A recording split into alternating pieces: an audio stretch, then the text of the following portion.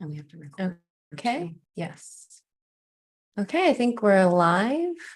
Yes. Just gonna check it on the phone. Yeah, people hop on. Okay, good. It's there. Yeah. All right. Am I centered? I don't Mhm. know. See, anything goes in lives. Don't worry about it. Okay, great. Hello, everybody. My name is Karen from Quantum Healing with Tena Karen, and I'm here today with my lovely co-host Tina. Hey, everyone. And we are clearly with a lovely guest that we have today, and client and friend that we'd like to have on our show just to talk about. He had sought some support in his journey, and so he was able to get an RSR with us, and also later down the line after integration, a body scan, which is a new offering that we'd like to talk about.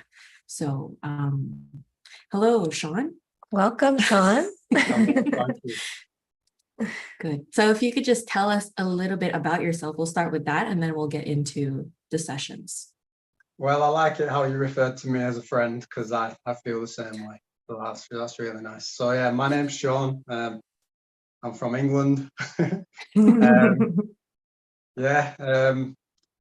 had quite a wild all over the place experience up until 29, 30, turning 30 this year. So I've always been trying to look for some kind of truth to it all, some answers. And the thing with me is that even when I find them, and I think I've found them, there's still something there that doesn't want to either pursue it or questions if I'm just always happy being sad, you know? So a few of the things that have helped me along the journey have definitely been self-expression. So feeling like through hip hop in particular, just feeling safe and able to just speak, to just really say everything when I was a youngster that I got told not to say, or you shouldn't be sharing things like that. To music, for some reason, it's acceptable. So, and even though I struggle with some of the things that do come up because it makes me scared to even share about it, it's very liberating once done. So yeah, that's something that's really helped. And then I've just met people along the way that I've just kind of offered certain things, therapies or insights or teachings, and I've just absorbed it. And I've struggled because 1 minute they are the healing key, and then the next minute they're bad. And it's how my mind works. It's kind of like I can't trust them, or they're taking my energy, or what I got from them isn't really what I came for, or something like this. So I've just struggled. I've struggled because you two know, I'm sensitive. I'm very, very sensitive, and I've not really known how to cope with that my whole life. So yeah, I would say that's an introduction. Well, thanks for that, Sean. And so you were alluding to, is it like false light kind of healers that you were alluding to there? Yeah. Yeah. Where you think they're helping you, but really draining your energy, right? Questioning it, yeah. And then, like I say, questioning myself in terms of, I think I've found the path, and then maybe trying it out, but trying it out with the wrong intention. So trying it out with the intention that I don't really want it to work anyway. So investing in all the tools, investing in the self-discipline that comes with it, but there's no love there, and there's no real want that, or what would happen if I do heal? What am I going to do then? Like, I can't live my life not feeling sad. That's all I know. Right. Yeah. So it's like having to give up an identity. Yeah. Something that's really comfortable for you. We get really comfortable with being sad and depressed and not feeling well. And then who am I without that? That becomes a really big question for people. And it takes a lot of courage and bravery to really break out of that, because you have to like leave a whole piece of yourself behind, or what feels like yourself. It's not really, but we identify so strongly with it that it feels like who we are. You know, we identify with the feelings of depression and sadness and the feelings of just not being well. And then what happens is, like you were speaking of a little, like we self-sabotage, because who am I without that? You know, what's it like not to feel sad?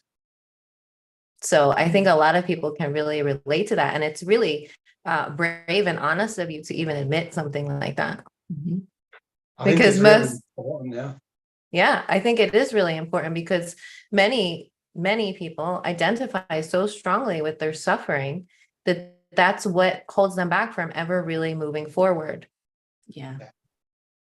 Yeah. So it's brave to speak that out loud, because when you speak that out loud, not only are you validating yourself, but you're validating other people.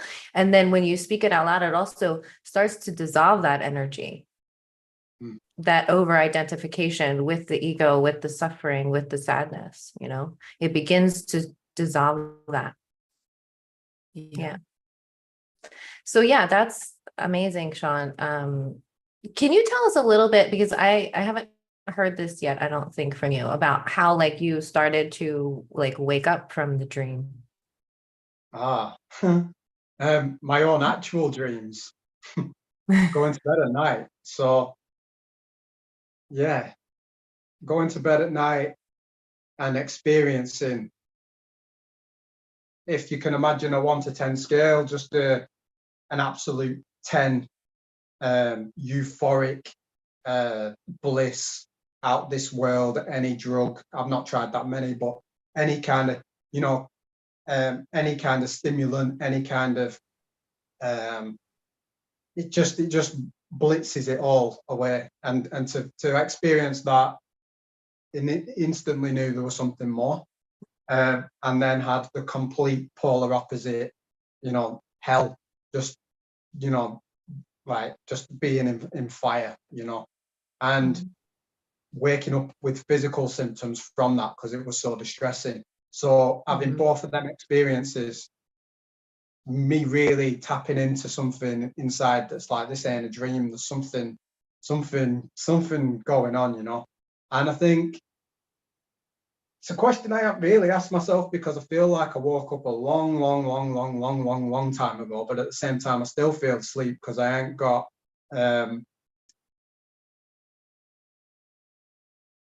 don't feel, still just don't know what to do.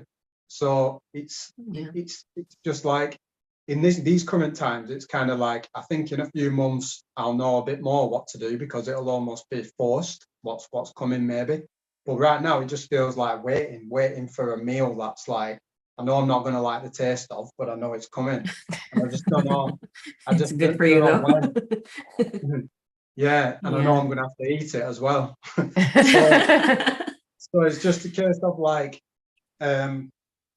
taking myself back to, I think hip hop, to be honest, in a sense, a lot of artists, a lot of conscious artists, you know, like I could name them for a long time, people's music that I've listened to, but in essence, it's more about them questioning the general narrative of what we're being told, and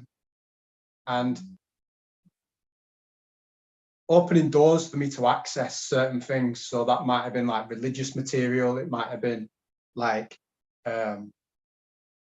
new age stuff. And that's when it started becoming dark for me, because I was like, nah, this isn't right, and I don't think the religious side of things right, and I just don't know. I've flip-flopped between it all, and now you know, the latest thing is this soul trap stuff, and that seems to really stick, but I don't know how long for. But yeah, I'm the type of person that will walk around and just look for anyone that's got a little bit of light in their eyes to just say, look, have you found any more answers yet? Because I've just had enough of questioning, you know.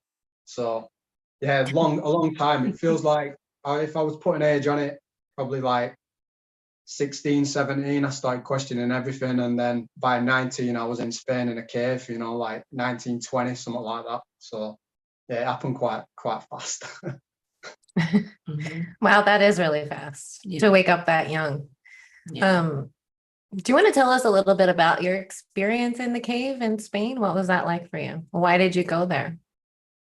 A lot of this stuff that we uncovered together with regards to my internal terrain and, you know, the whole, like, the suppressing of the immune system and the nervous system. It led me to couple that with experiences. I had just a normal job at the council. I was training to be an electrician. Maybe shouldn't say too much, like, but but yeah, I had a bad experience there in terms of fitting in, and I let people traumatize me, and it's been a thing throughout my life. I've either been on the giving end or the receiving end all through my life with that. So it's not like or I feel like I've been victimized or whatever, because I've done just as bad to people anyway. But it's all just been not a real existence. It's just been a tit for tat type. Why is this even happening? And just going along with it type thing. Whereas when I was in that employment, I got very, very sick, and I started to look at herbology and stuff like that, just like ways out of it, because I was done with the doctor back then. And I found this fruit and raw food community, and it was like, all right, cool, this sounds all right. I won't say too much about it because I don't want to paint them in any kind of in any positive or negative light, but at the time it was what I needed, just to see that there was something else again. So I went experienced that, and then I was still doing my fruitarian stuff while working this job at the council, and everybody knew that there's something wrong. Family, friends, if that's what they are, you know, that kind of thing. Everybody knew there was something wrong. So I couldn't keep it up, and Christmas was coming. My birthday was just before Christmas, and I was like, I can't do this, man. Like, so I asked the organizer of that, the fruit stuff, the festival, if he knew anybody, you know, who's living off grid or anything like that. Like, can I just go and heal? But again, I didn't really want to. I was just going through the motions. I didn't really want to heal, I don't think, at that time. But he gave me a contact, and I pursued it, and then I ended up in Spain. And how they lived was, they live off the land. They either collaborate financially, and then they look after the land. So that was growing certain fruits, certain veggies, and just living there. And the only kind of difference between like any other retreat was that we slept in caves. Yeah. So you actually slept inside the cave? Yeah. And I'm terrified of spiders, terrified of like anything really, anything that crawls. So yeah, it was tough, but there was something all right about it, you know. Like I enjoyed it. I did enjoy that bit. I just didn't enjoy the process, because everybody else they seemed to be working on the land and had all this gratitude, and I was telling everyone that's what I was going to go and do, because I didn't want them to worry about me so much that like I was on, not death's door, but we're doing this detox stuff. It was very hardcore, you know. So I had no energy, nothing to give anything, or just, it was like watching my guru's videos at the time, and doing the herbs and doing the fruit, and that was it. So I definitely felt different, and almost in the way of even that community as well. So it was good for many reasons, because like it took me away from chemicals, it took me away from even artificial light outside, you know. So, but yet we were still in Spain, so if we wanted to get to a town or whatever, it was possible. So yeah, it was what it was. How long were you there? The first time it was like 3.5 months, and then I came back and I knew the healing wasn't done, so I just did different bits of jobs to get the money and then go again. And I went again for like another 3.5 months. I don't think you're supposed to stay over 90 days, so might have just been over 3 months. And do you feel it was beneficial for you as far as detox and healing your body?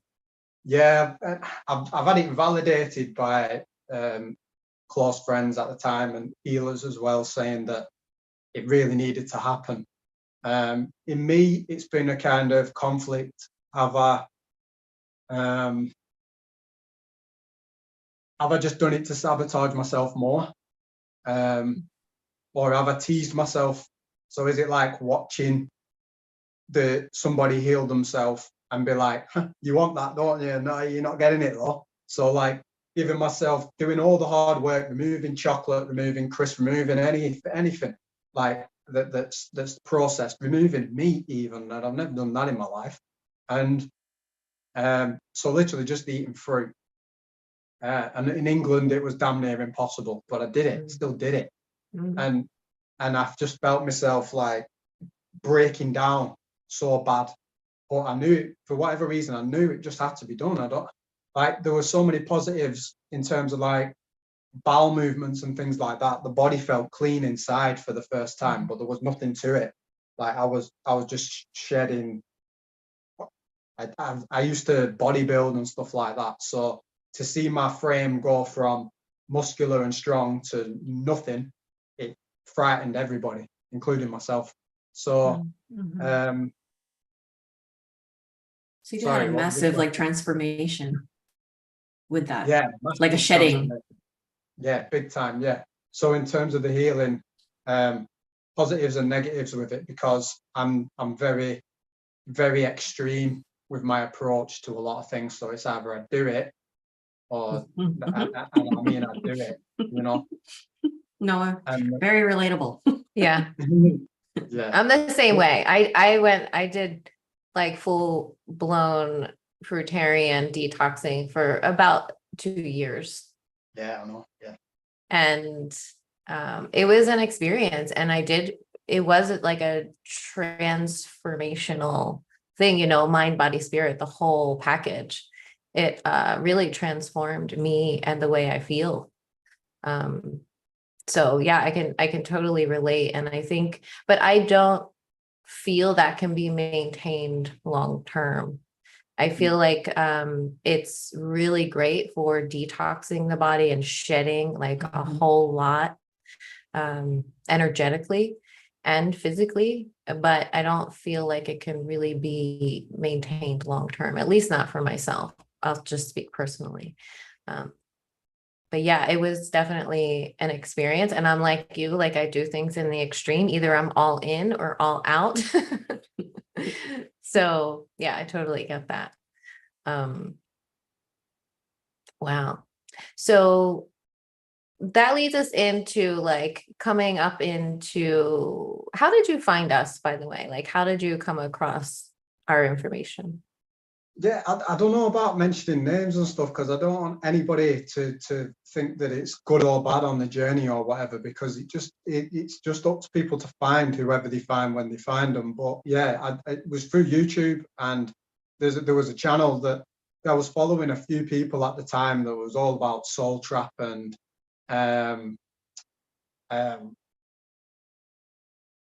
it was kind of like not really in any category that I've come across before. So I had an email a long time ago from some sort of I don't know, that alien race or something, saying, we know you, we've been watching you, and this is a soul trap, and rah. And it was like, okay, and interesting, and I just left it. And like, wait, say that again. You had an email? Like, yeah, it was either an email or it was, I think I've got that wrong. It was just some kind of contact through the internet. So it was like, it was some kind of message or something. And it might have please been, forward that to me. Yeah, it might have been something I'd stumbled across that was like written to humanity, if that makes sense as well. Okay. Like in my inbox, I think that's come out a bit wrong actually. But it was some kind of contact where it felt like it's talking to me, that, and I don't know why, and I just ignored it anyway. And because again, it's the trust, it's the like, I don't know what that is. But I think it was just looking for, as a lot of these things are, to be honest, they're looking for people to receive them. So like even me with my creativity, I'm looking for people to receive it. And maybe that's what it was. And I was on the receiving end. I was like, my channel was linking in with that or something. But I was way, way young then. I was like 17, 18, something like that. So I didn't know if it was a scam or something like that. So, and then I came across it again, like within this YouTube community. And I was like, this is sounding a bit more like, you know, like just a bit more of what I'm resonating with at the moment. So more and more channels were leading me to other ones. And then I come across this forever conscious, a consciousness or something like that. Everyone refers to the guy as FC, and he's very, very popular and in that community, you know. And it was like, cool. I like who he's bringing on. I like that. And for me, it was easy listening because I could just, I'm the type, I want these long videos because I can just listen to them, and I'm not even giving my whole attention to it. Sometimes I'm using it to go to sleep with, you know, sleep to rather. And it's just like a tool, and I need something that's, I choose whether I want to engage with it or not, and I can listen to it in different spaces. So yeah, it were enjoyable material, and this guy felt real. So it was like, cool. And then I have a problem with like accents and people's voices sometimes, whether I can really resonate with it. So it was a challenge in a lot of aspects because it was such long information, you know. They're like 4 or 5 hours videos, and yeah, it was so it just opened the door, and it was like, all right, is this it? Is this something? And they were speaking very, very highly of you two, and it was like, okay, so let's look on the channel then. And I just looked through some of the videos, and I can't even remember which ones struck me, but there was just so much, just felt real. It just felt real. So I started watching the videos, and again, like family and people that know me would probably be like, oh, this is just another team of people that are brainwashing him because he's found that this time. This is just the next installment. Because there's been so much of that on my path. And I think that's what makes me different from other people in my circle, I guess. It's not even, I guess it's modern day research, isn't it? Just like looking into what's out there, but it's not reading books. It's like, it's videos, audio. So it's just been a case of, I've, for whatever reason, decided I wanted to look, and most of the people I know maybe haven't, and it sometimes creates a big divide between me and them just because of that. Because it's always the same thing. No, you're being brainwashed there, as if you can even believe that or whatever. And 2 years later, I agree with them most of the time. So, but it's one of them. It's like, I'd rather just try looking. But that my thing I have to watch myself going forward is protecting myself more, and that's what you two are supporting me with. So yeah, I found you on YouTube. I thought, this is really real. I saw the amount of people that were resonating with it, and I felt instantly like I needed to get in touch. But I didn't know if it was coming from that thing that's always there, please save me, you know, like I need somebody. And I've been on the giving end and the receiving end of that. And I had to just see, because for me to know whether that was the case or not, it's kind of like you putting all the work in, doing all of this, giving all the support, and then me just basically spiritually sticking 2 fingers up and saying I ain't going to use it or whatever. I'm not going to do what's in my best interest, even though it's plain now. There's no running away from it. This is what you got to do. Yeah, well, that's going to sort me out, so I'm not going to do that. So there's it needs to, yeah, just needed to understand where is it really coming from, and I'm still not sure, to be honest. But yeah, when I found you two, it was like, it was a breath of fresh air. It was kind of like, all right, I hope that see me, if that makes sense. I hope they see me when we do connect. Do you feel like we have seen you? Most of it. Most of it. Yeah, I think even after this video, probably even more so. Yeah. Yeah. Well, there's always more, right? Yeah. Yeah. It's all in layers of your comfort. And also because if you have trust issues, you know, you're not just going to give it all in one shot. Like just because we see you doesn't mean you're going to be like, all right, here's everything. But what I really appreciated about you when you reached out was I felt your willingness, wanting to see what's more, like to heal. I felt very like your story was very relatable in terms of like me and like the identity part of the sadness and sticking to what's comfortable, because I was the same way too. So I know for myself that I've done the work to get myself out of that. Like I ate the food that I didn't want to eat all the time, but it just kept coming to me because of wanting it. Like and seeing the results from my work and seeing myself and accepting myself fully for who I am.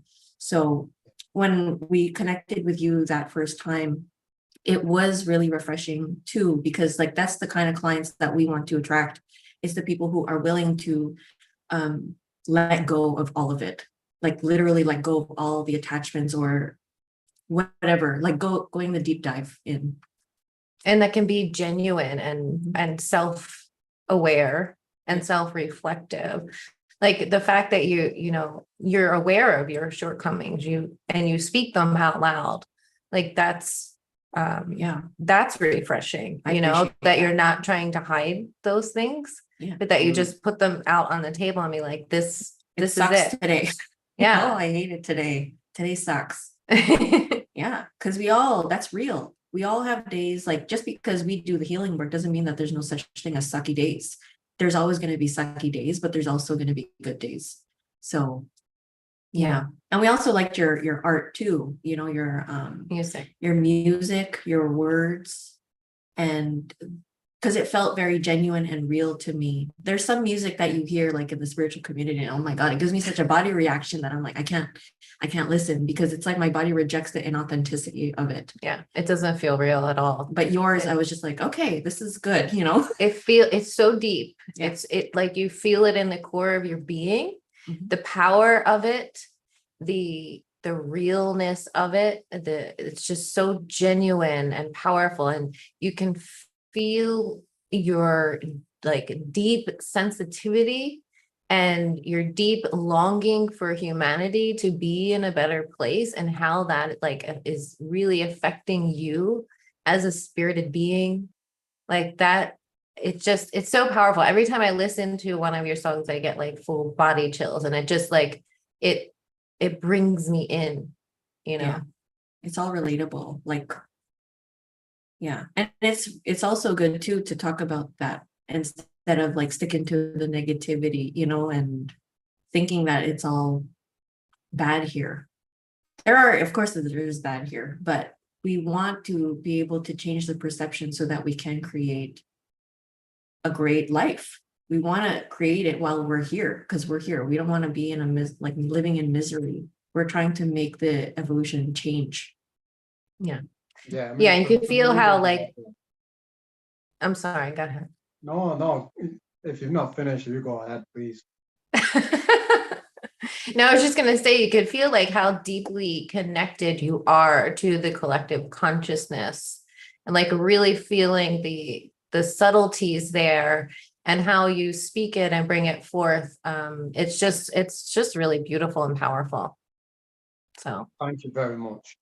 There's a lot for me to say on that. So like when I said I wanted to be seen, that's exactly the music is the way for me. It's like that. Just look at that, because what you're going to meet right here, most of the time will either drain you of energy without you even knowing, like because there's so much heaviness there. I come away from conversations a lot of the time thinking I could have articulated that so much better, and why did I I hope that person hasn't received it this way or whatever. Whereas with the music, it's kind of like, all right, if you're on that wave, on that wavelength, you'll get it.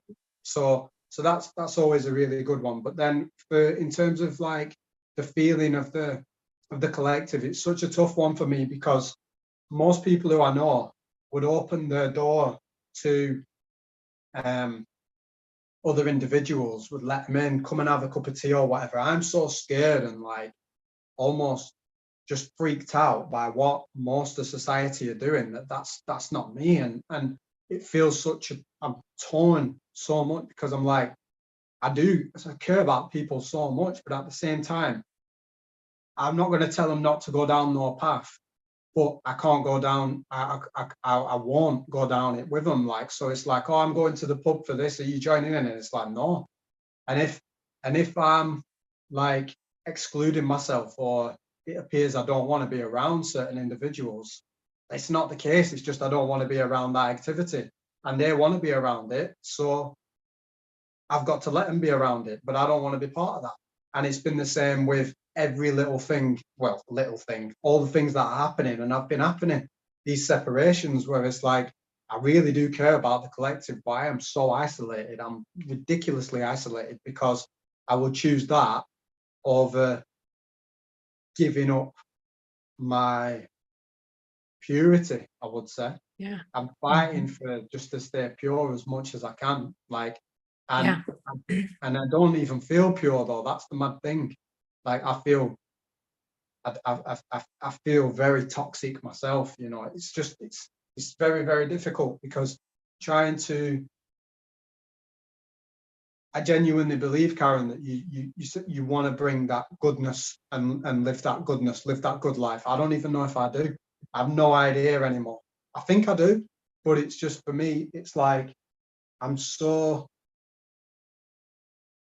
this should have happened 30 years ago. You know, I don't know in past lives or any of this stuff, but it's just, I just feel so tired, so exhausted, and like, half of the time, wherever they take me in them dreams, I'm like, yeah, whatever, just take me there.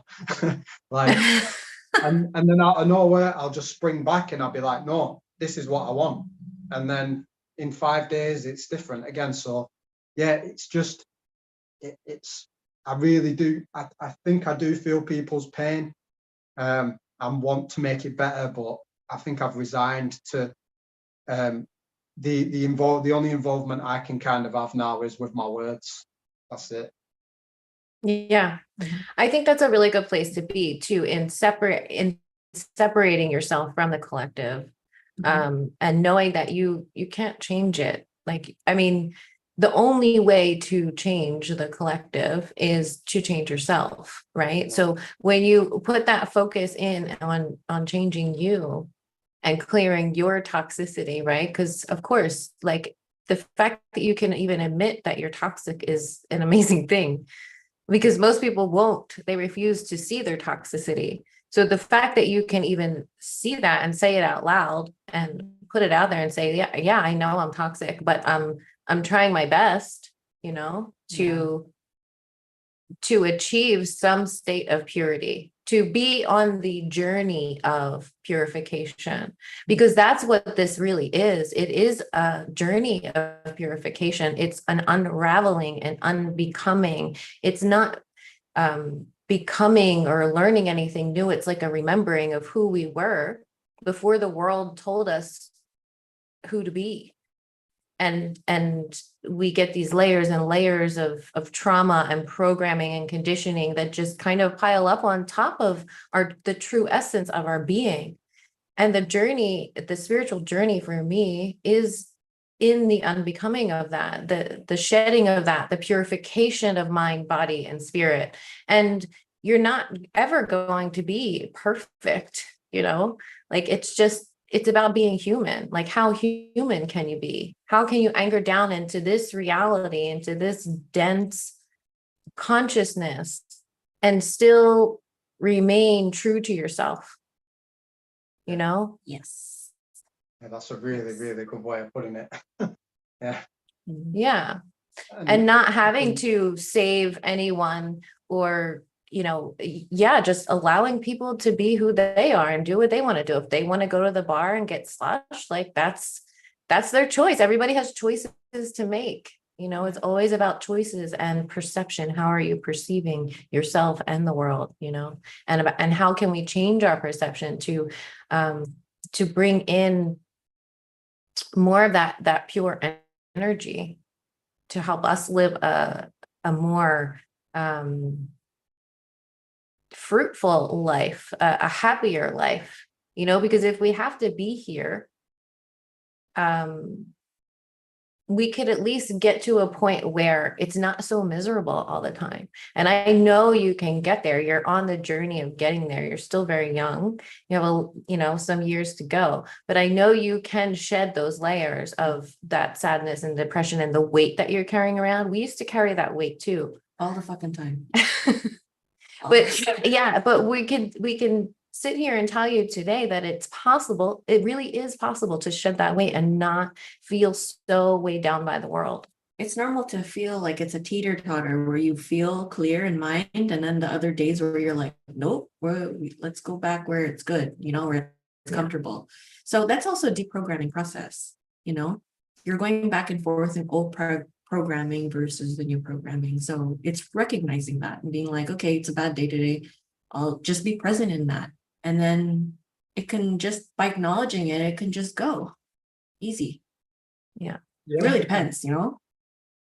I have had so much, like I say, of these insights from just listening back to the recordings, because it's all there, the info. Obviously not everything, but there's a lot there. There's a really good start there. And do you want to talk about that, like the RSR and how that was for you? Yeah, all of them. Yeah. So I just couldn't believe how like quick the opportunity had come about. And then when it was so I did the studying online, like the services that you offer, and then we had the initial call. And when I came to that, I felt quite prepped. So it wasn't a case of, oh, what are the services? Because I could get a different insight onto what they were by speaking to you both. But like I had a decent idea of what things were, because it's really well stated on your website. So it was like, don't really need to talk about that. It's more like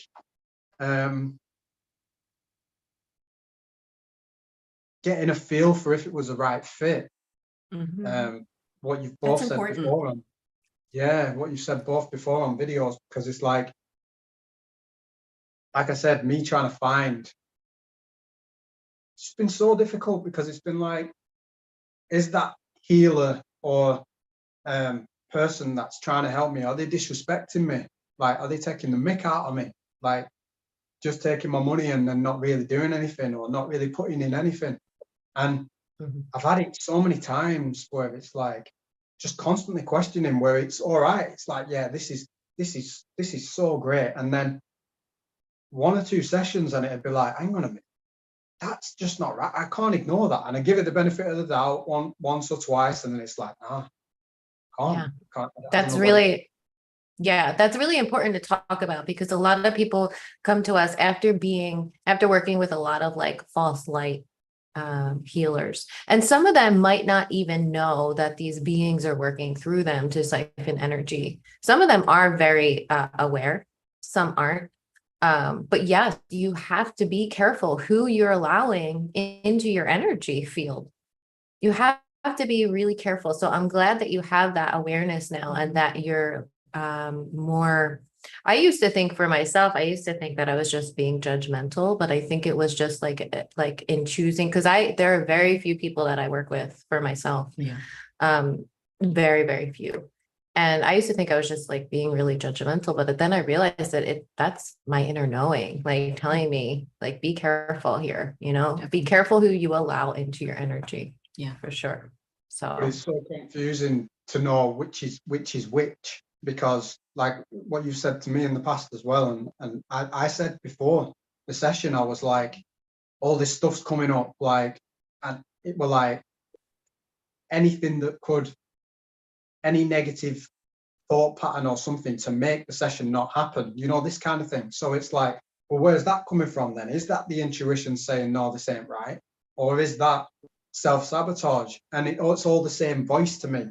So that's why it's been so difficult. And with the tools, like what we'll get into, I'm starting to get a little taste of what the truth is and what the other one is. So the best thing that came through on the body scan was, and we'll obviously go through everything, like, but it was just like, it's easy. The truth is easy. So anything that's like back and forth or loads of resistance or loads of that, that's the stuff that might not be quite pure. So there's just something there for me to separate at the moment. And yeah, I think I'm just tapping into it a little bit, because before it was just noise. It was all like, oh, but do I do this, do I do that? And I've been around a lot of people like that as well. And it's like, right, I really don't know. I really don't know what it is. I've got these two things screaming at me. Yeah, do it, or no, don't do it. And then just choose one. And then the shame comes afterwards, or the disempowerment comes afterwards because it's a wrong decision, or that kind of carry on.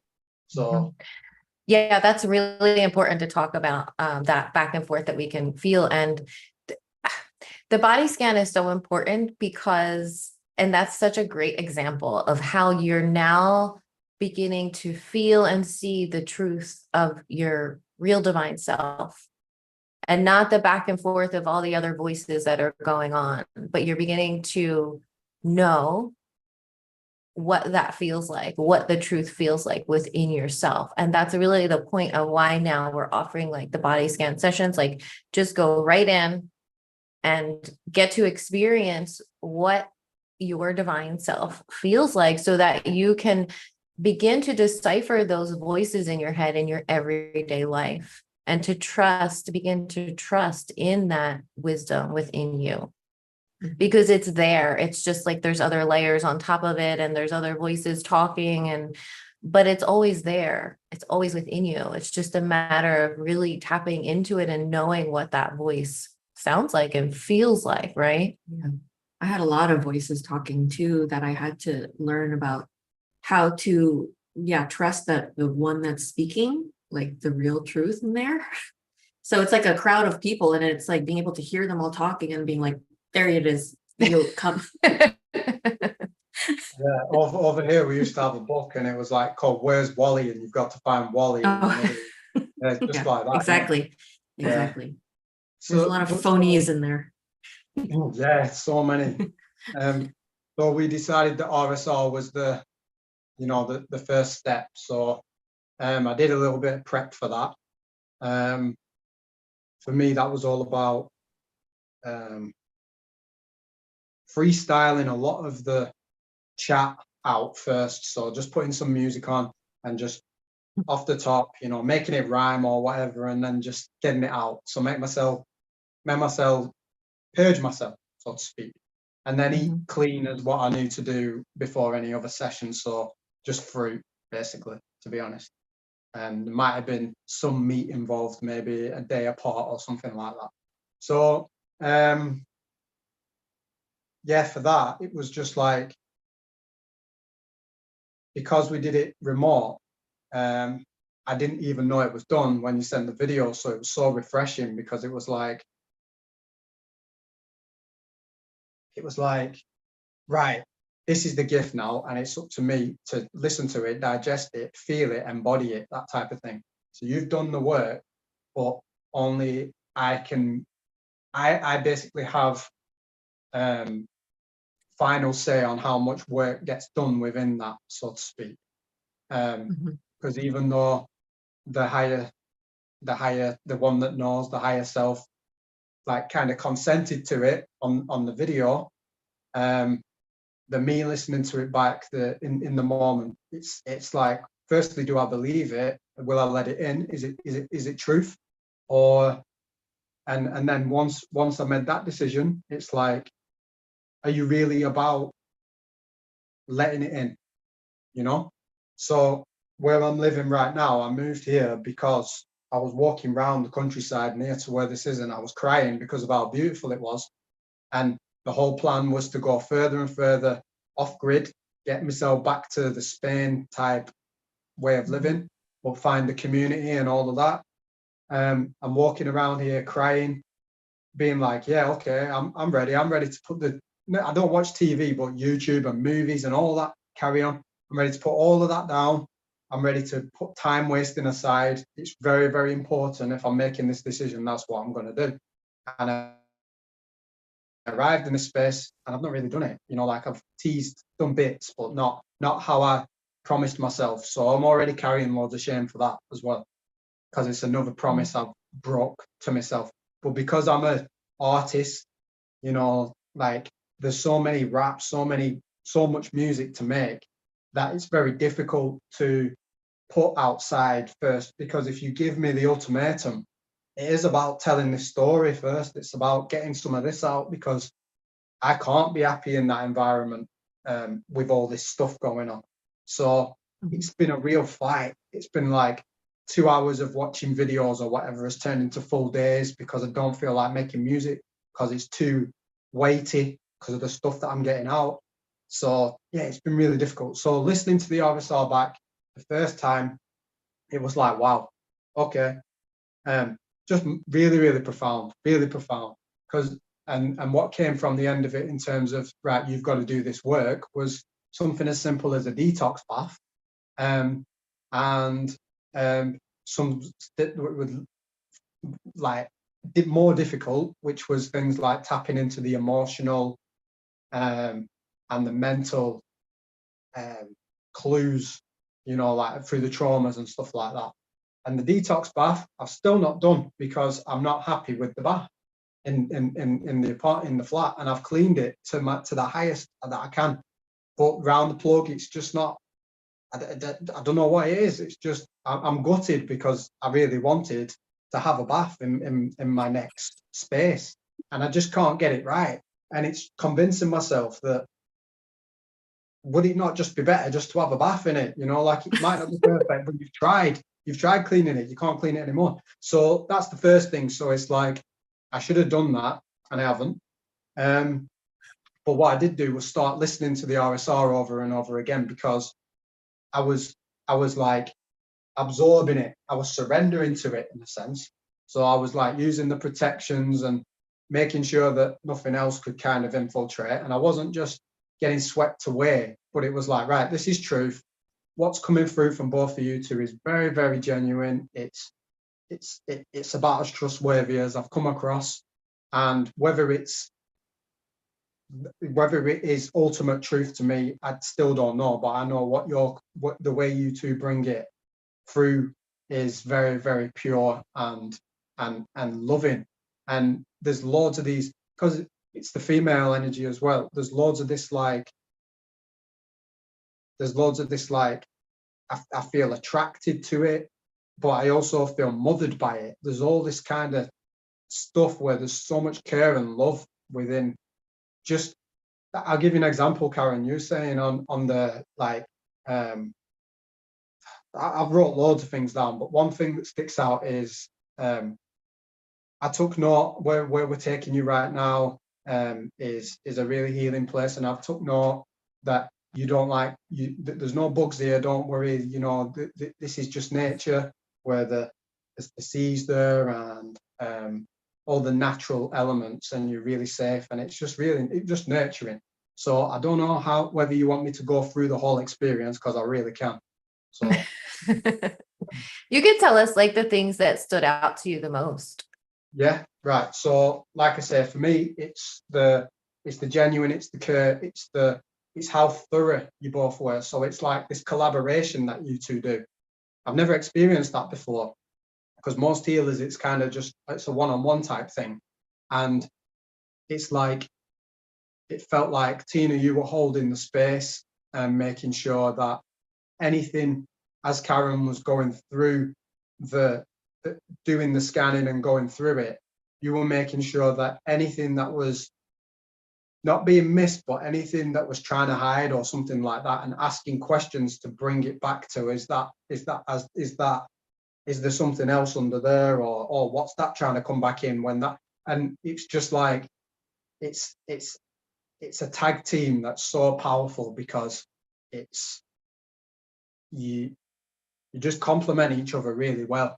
Like, it just felt, you're listening to it back, it's so powerful, so powerful.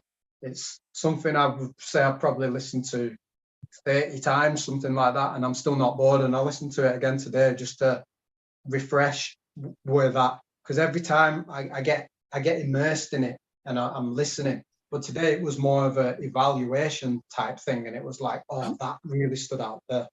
And yeah, it's just a case of, it's so thorough. So there's an outer scan, there's an inner scan, there's an inner scan, there's a house scan, there's a, you know, it's anything that's hiding, anything that's in the way is going to come up. And it's not, so many healers I've come across, and it's kind of like, it might be like going to have your hair cut in a very busy environment where it's like, right, you're done.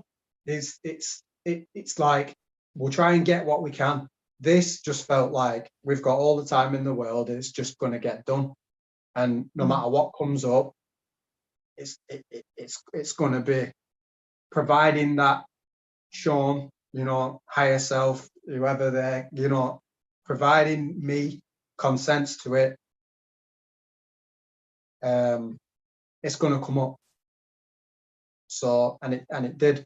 So that was really, really powerful. So yeah, and like I say, once like you took all the nasties away, like I remember saying on one of the emails that I can't believe it was just one like master entity type thing that was causing all this destruction, and it might have come across that like I didn't acknowledge all the other little bit, you know, the Bergentown things, or I've never watched that, but I've never watched that, right? But I know exactly what you mean because of the way you described it. So I was like, I don't even need to Google it. I already know what you're on about. Because yeah, just moping around like type thing. There's a red brown, big backpack full of breeze blocks, probably. Just, yeah. So with that, what I was referring to was more like, I thought like the devil was on me. That's how bad I felt. So I was like, this little fish, whatever. I thought, there's no way. How can that just be? Because I felt literally that I have the darkest, whatever, because yeah, because you give too much power to the darkness. We don't realize how shitty they really are until you can see. They're like, I thought the devil was on my back, but even if the devil is still on your back, you're still more powerful than that. Yeah, I feel that. So it was kind of like, I'm not saying that. Picking up on the outer, like the Bergentown things, the parasites, that kind of thing. I can already see that in my inner terrain. I see like these worm type things all the time. Just looking at a white wall, I can see them, and they differ in size. And some people call them eye floaters or whatever, but these look like proper full-on worms. You know, it's not right nice. So it's kind of like going through all the different stages of this is what was there, and really tuning into that and being like, yeah, I can see why there's an owl type thing in my bedroom opening its wings like that, with all these different portals and things are coming in at night because I let it happen. But how would you know stuff like that? There's so much that was involved in this experience, and that's on this recording that really, really resonates. And I tried to be as descriptive as I could. Like I would say to anyone that's filling in that form, you know, before a session, to really tune into what's there, and because that's the opportunity to release it. And if there's anything I've learned was in the other session, where right, we've cleared that space now. Oh no, I don't think we have. Oh yeah, we'll just leave that there and do it next time. It's like, no, just do it now. Like, so that would have been the old me on that form, just writing a few things down where it's like, yeah, this is it. But like, I just really felt, right, you just get it out. This is the opportunity now. Do you want it to go or not? Type thing. So that Yes, is I'm on. glad you took advantage of the form. Sometimes people leave us like one worded things and we're like, okay, we'll see what we get. Well, maybe there's that thing where it's like, if they give too much away, you can just go off the form and be like, oh, well, this is what's there. But you said so much in that recording that there's no way you would have known from as much detail as I gave. And it's like, there's just such, you were just so tuned in, Karen, you know, like you were in my body, you know, there's something going on there where it was like, in my field, at least something where it was like, oh, Well, sorry about that. It's okay. Sorry about that. It was like, how do they know? You know, how does she know that? So, well, Karen, sorry, when you're connecting, you experience it like almost as if you were Sean, right? Like, isn't that how you experience clients? Yeah, I go into the field and I immerse myself into their consciousness. Right. So when I connect with the higher self is giving me information. But when I go in an investigation, like if you tell me like, okay, go inside and see if there's anything, I'm literally inside the body looking when my just looking. And you can feel those sensations in your own body. Yes. Or it's annoying, but sometimes I do get physical sensations. And then I investigate further. Yeah, and I've had that with healers where they've said, look, I'm feeling, they're purging it for me, so to speak. So they've got the pain and but it's never been as this, they feel the pain like a body scan, let's say. Mm-hmm. And I can't feel it because I'm not connected to it. They give the consent to feel my pain, so to speak, and get rid of it for me or something like that. But this was more, you were so descriptive on what was going on. It was like the best book I've ever read. You know, like this owl thing that was in the room, and it's all like covered up by, you know, they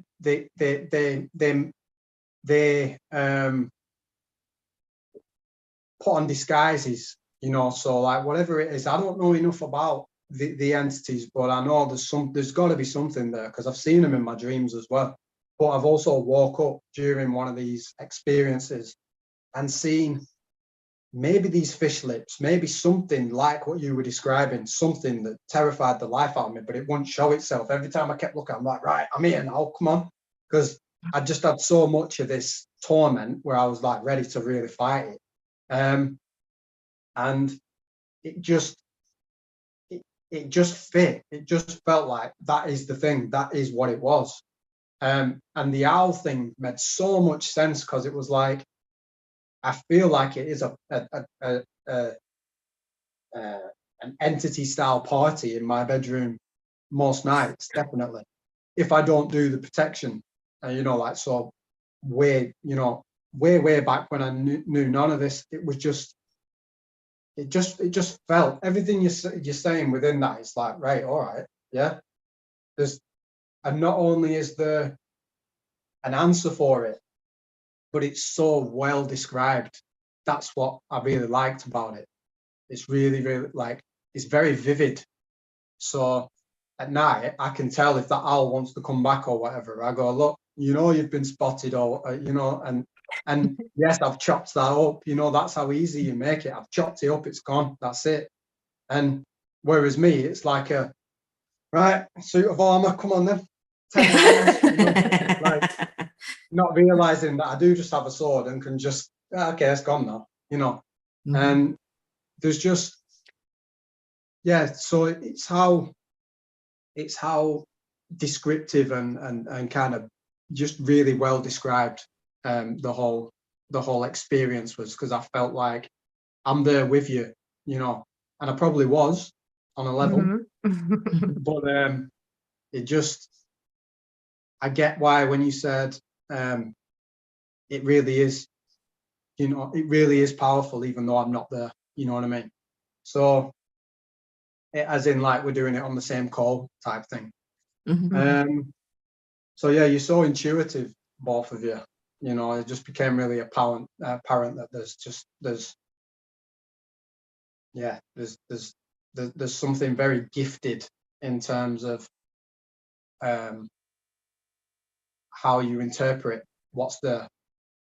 I think with the body scan type thing, that I was maybe tapping into something, but the levels that you're doing on this RSR is just like, it's mind blowing, to be honest. And I think a lot of people, it'd just be like, how can we really believe that when it's so,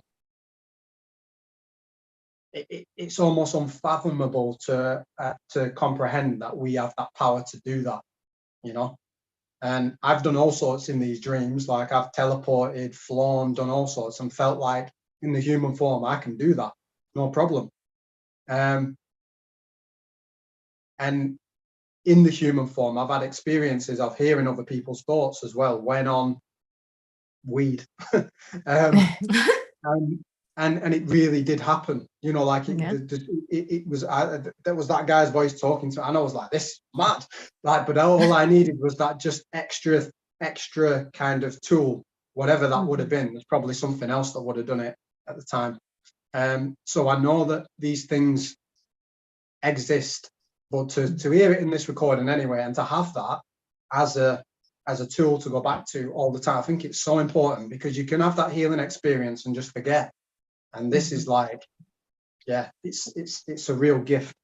So, well, we love that you do your homework, because that is the most important part of the process. Like, yeah, I mean, you can get an RSR done, listen to it once and never go back to it again. But really, the people that listen to the recordings repeatedly over and over and over again have the best results, because the more you listen, the more those energies are integrating, the more that you are tapping into your own power to know that you can do these things too, the more that it validates your experience. And knowing that, yeah, I mean, you were being attacked, you did experience, you know, this like torture in your dream state and those kinds of things. And many people suffer with those kinds of things for years, because they feel crazy, you know, they're scared to tell anyone that it's happening. So they just hide it and kind of live with it. Meanwhile, you know, all of this stuff is going on energetically, and their lives are miserable because of the attacks that are happening constantly. And they're just too afraid to say anything out loud.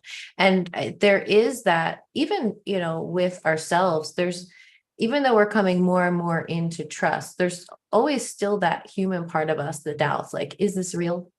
Yeah. Is this real? I still have that. Yeah. You know, or are we just making it all up? You know, Yeah. There's still that tiny part of us. But the most important thing I think we found is, regardless of whether you believe any of it or not, and like we always tell our clients, that it doesn't even matter if you believe any of this. What matters is your belief in your power to heal, in your power to take back sovereignty over your vessel, and your power to move forward in your power, like knowing that you are that power, and that you can, you know, slay those entities when they're coming into your room at night. And it can be that simple, because you're not giving them consent anymore, you know, and to really embody that. yeah, and that, I like, you know, think that. yeah, and some people don't even know that they can fight back, you know, that they're just like kind of a victim to what is happening, and not even knowing that they can fight back. Not even, I don't think any of us can really understand how powerful we are, you know, like what Karen and I do in RSR, anyone can do that with the training. Like anyone can really do that, especially if you're super sensitive, and have done the healing work. The reason why Karen and I can tap in and into those states of consciousness is because we've done the healing work and like shed all the layers, right? That we were talking about, the layers of the conditioning and programming and all that. And we're always in a state of healing, always in a state of shedding, even still, you know, it's always an ongoing process.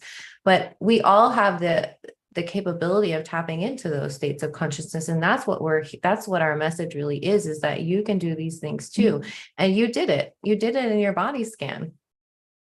Yeah, and that's what I mean. I felt it, but then even prior to that, after the RSR and learning that if I really want to, I can protect myself at night. It was working so well. And then it was only the the other thing in me that I know I've not healed, nowhere near, that's like, right, I've had enough of this protection now. I want some drama. So I go to bed and leave the windows open to be pulled around in bed, and all this stuff that usually happens that I feel is happening physically. But I wake up and I've not moved. But there's something, for me, it's like maybe there's 3 layers, and I don't know if it's etheric or emotional or whatever. But like, there's the physical, and then there's the other, there's a next stage before the dream world, and that next stage is where they terrorize me. And in the dream world, it's normally I'm receiving the description or the kind of picture, to put the picture to the experience in the dream. But in that next bit there, that bit before the body, that's where it's happening physically, and they are ripping me apart. It's literally, that's what's happening. But this time anyway, whatever it was so, so frustrated. It was like levels upon levels, because I think it was obviously, I don't know, but I just do know how important it is now to protect. It's either you're either going to do it. I know I said at the start, hypocrite here, but I was like, I either do something hardcore or don't do it. It's like that's what it's got to be now. It's either you protect yourself or you don't bother. What's the point? Like, there's no point in skipping a night, because it's just going to come. And it was so, like, like there's plenty of swear words that come to mind, how it was projecting. It just wanted to end me. That was it. I remember being given a vision of like, it was earth. It was an earthly environment, but it was pure hell. They were just torturing me constantly. And every time I tried getting away from it and going to a different place lucidly, because there's that tool in my armor, like I can choose where I want to go sometimes in dreams, and teleport and do all that stuff. But I was trapped in a realm that was just, there was no escape. And the last thing that was said in that dream was, right, you need to let him go because he's going to die. And that was where it took me. And it was like I woke up in such a, and it felt like this is the things after me now because I'm doing this, like it's so frustrated. It just beyond that word. I don't know. It's just like, we've had enough teasing him now. And I used to think, yeah, come on, I'll fight any of you, because I've been through it since like 15. I've had these horrible dreams where we're just terrifying. And now I almost laugh at it. But this was like another step. It was like, nah, can't be.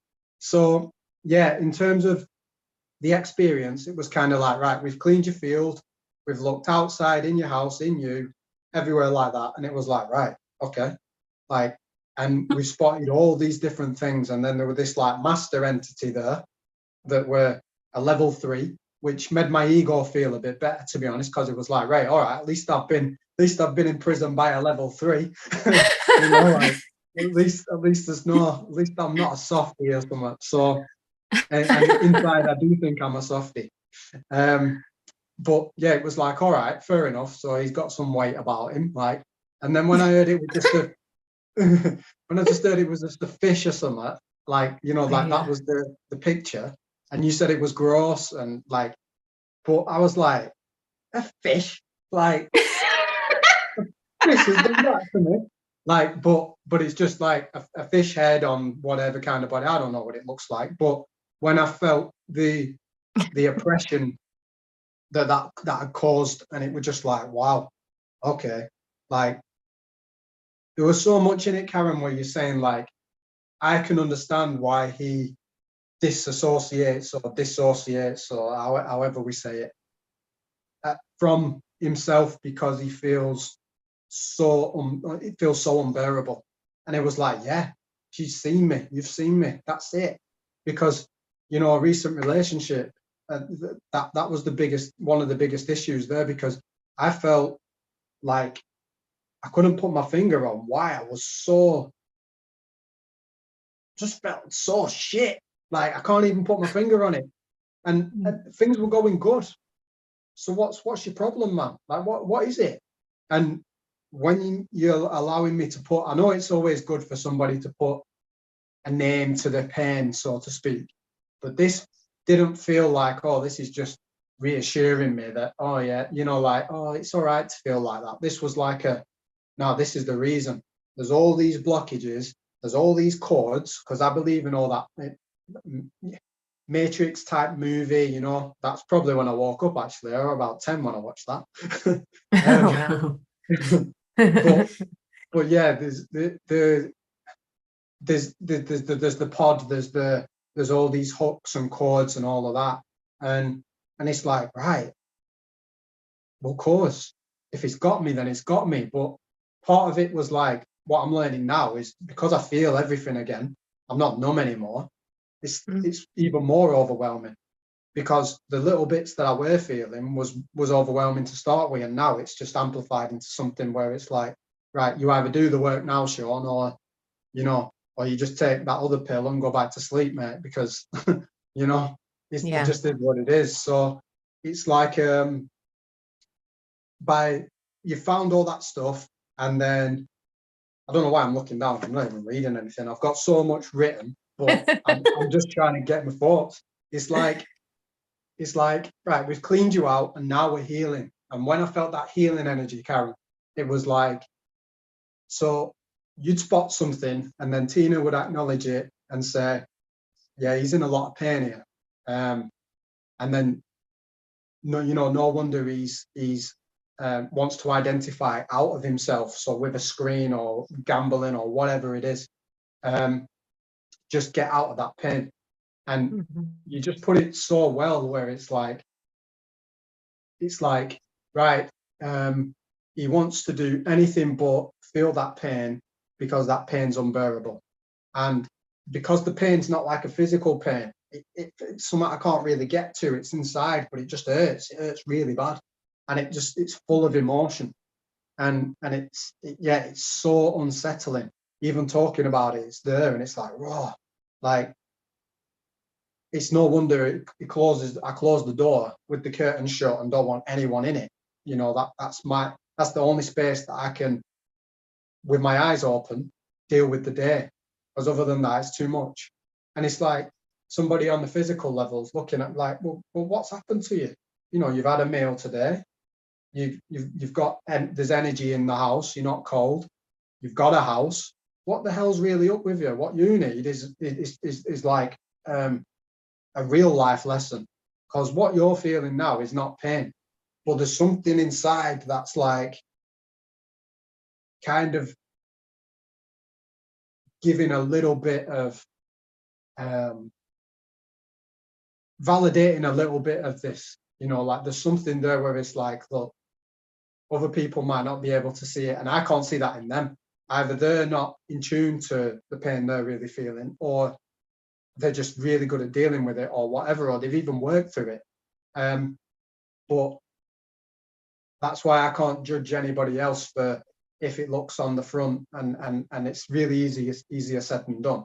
But if it really looks on the front that they're having a really hard time and they've got everything, I need to remember it might look like that to a lot of people, you know, in terms of me.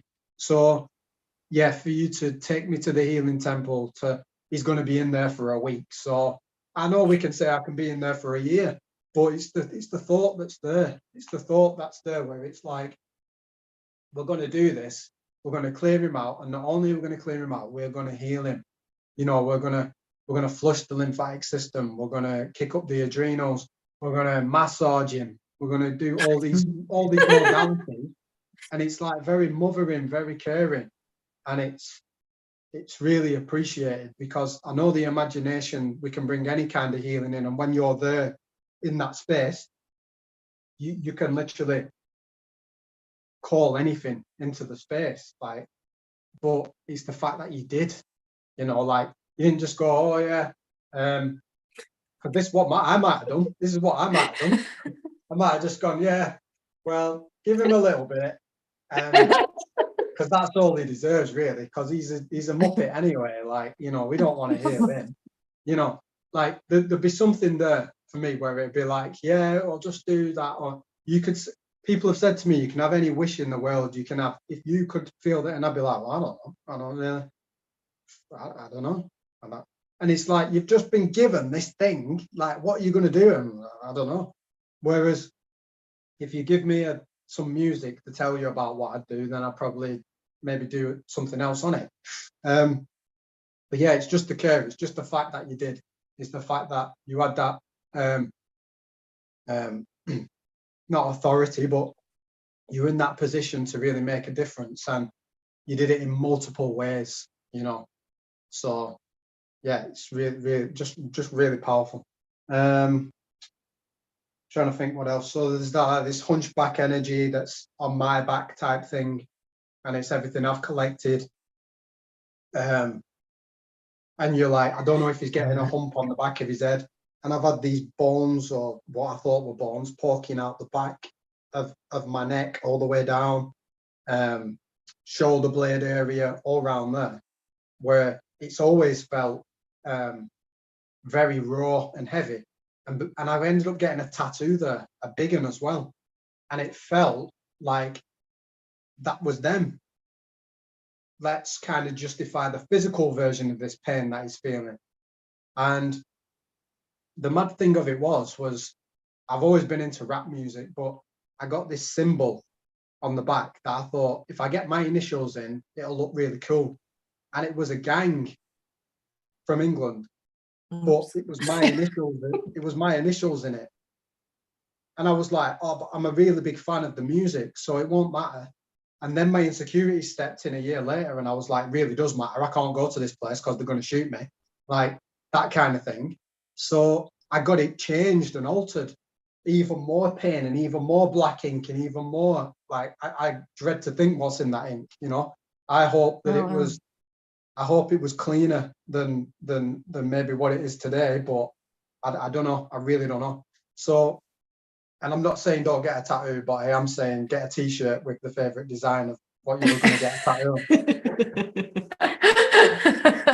But yeah, it's just like, it was all the pain I put myself through. So there's the physical pain of going through the tattoo, and then there's the what's it done to my lymphatic system question, which I never thought when I was 18, 19. So it's just really interesting on why you would pick up that area where all the pain is, and why I would get some physical, you know, like real experience of that pain. Wow. Because that was like 15 hours in total, this tattoo in total. So what did you get it changed into? Just bigger wings, so the same wings, but I tried to just deceive anyone that looks at it and thinks, oh, it's not the gang symbol, it's just more wings on top of the wings. So like, it was just like, because the gang symbol was more, it was for a music group, but they were affiliated with the gang, if that makes sense. So I got it for music purposes, because I was the same thing's gone through my life where I'm just this little boy that feels so sensitive, so vulnerable, and that when I get that one thing, I'm going to feel the power. So like, my nana gave me a ring, put that ring on, I'm going to feel the power. No, get a girlfriend or experience intimacy with a female, going to feel that power. No, get the tattoo, going to feel it. No, get big muscles and, like, you know, train, do all that stuff. No, there was just nothing, because none of it, you know, many celebrities will probably go through that, like, oh, I wanted all the money, and then they're all still depressed and that kind of thing. So yeah, it was just interesting how you picked that up. And then whatever else was going on in the body, I've got it all written down, but I don't really want to try and read through 4 pages to just find that one bit. But it's just, it's like, you've cleaned me out, you've healed me, and then you've got this now on a recording. And on top of that, these are the things that, your points of vulnerability. So these are the things why it came in. So with me, it was trauma, and it might not have even been this existence. And I do believe, I'm still unsure about everything, but I really do gravitate towards living in another time as well. You know, like being here before, that kind of thing, or being somewhere else before.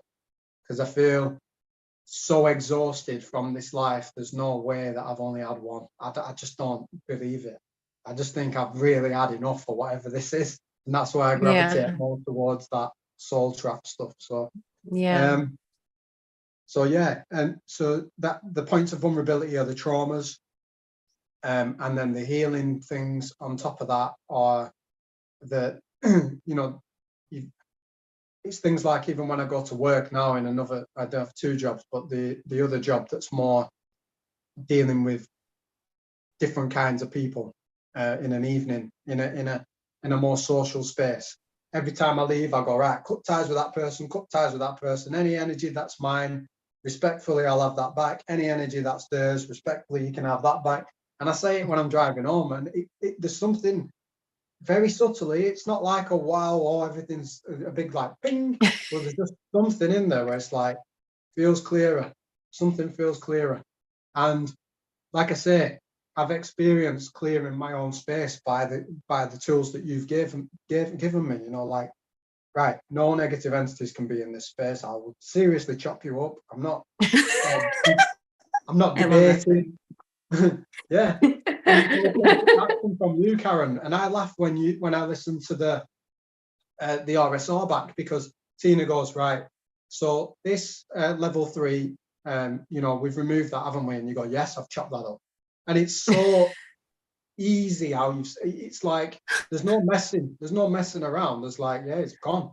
Like, it's ain't nobody like, got time for that. yeah, there's just something. There's just something there where, like I say, every time I listen to it back, I know I'm listening to friends. I know I'm listening to people that care about me, and I'm listening to gifted. There's something there where I'm listening to something where it's like, that's not, you can't access that. Like, I can't just walk down the street and go and knock on someone's door and say, can you just give me an RSR? So there's yeah. So that's that one. If you've any questions on anything I might have missed. Yeah, no, I just wanted to say, I think, like, I just love hearing that you put these practices into use, like cutting the cords with people when you leave the space and sending back their energy, calling back yours. Like, that's so important, and it's so powerful, and it's so simple. And people think that it has to be this big, huge process when you can literally do it in the car on the way home, just by using your intention, or the walk home, or whatever it is. It's those little things that keep our energy clear so that it doesn't build up and become a backpack. Like, that's exactly what you're trying to prevent, like, for those things building up over time. And, it becomes a lot more difficult to clear through all of those layers of the buildup than it is to just do it every day.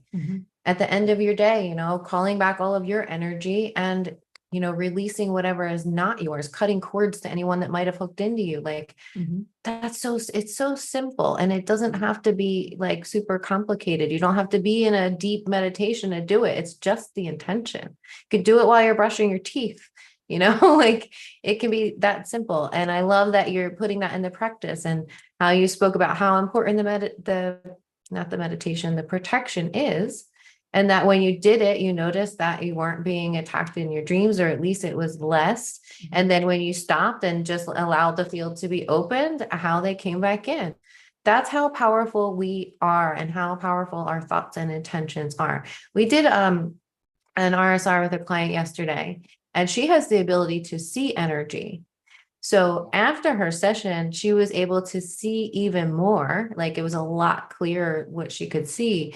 And she was able to actually see her protection just by thinking about it, just by placing it there through intention. She could see the bubble of light around her. So that, that's validating for all of us to know that it's really happening. What we speak into existence is really happening. And it's important to keep up that protection, especially while you're healing through your vulnerabilities, because it is your vulnerabilities, the trauma that we carry, these low vibrational frequencies that we carry in our bodies that are still that attraction point for entities, so they will keep coming back until we release those trauma points from the body. And so that's why, protection at nighttime before sleep is especially important, because that's when we're the most vulnerable, right? So they will always take advantage of that time. because that's when we're really not conscious unless we're in those layers of sleep, like you were talking about, the in-between state, like in between sleep and being awake, that theta brainwave state, that is where they take advantage of us the most, and where you can feel it physically, because it's like you're in between realms almost. So yeah, I think it's awesome that you do your homework, because that's the most important part of it. We want you to be empowered. We want you to be able to clear these things on your own, and not have to depend on us to do it for you, even though we're here always as a guide to help people learn how to do it for themselves. I mean, we didn't always know, we had to learn too, and then evolve in the process to be able to help and assist others to do the same, because the more of us that become and embody our power and our sovereignty, come on, we won't be able to be taken advantage of anymore. That's the whole point. Yeah. So really good job, Sean. I'm really proud of you. Yeah. Really good job. I'm not, but thank you. I know you're not, you still have a lot of things that you're working through. You're always feeling bad or shameful about not doing enough. And, that's just another program that you're carrying. I'm never doing enough. It's not enough. It's not enough. It's this cycle of shame that needs to be worked through and healed, because you're absolutely 100% enough right now in this moment.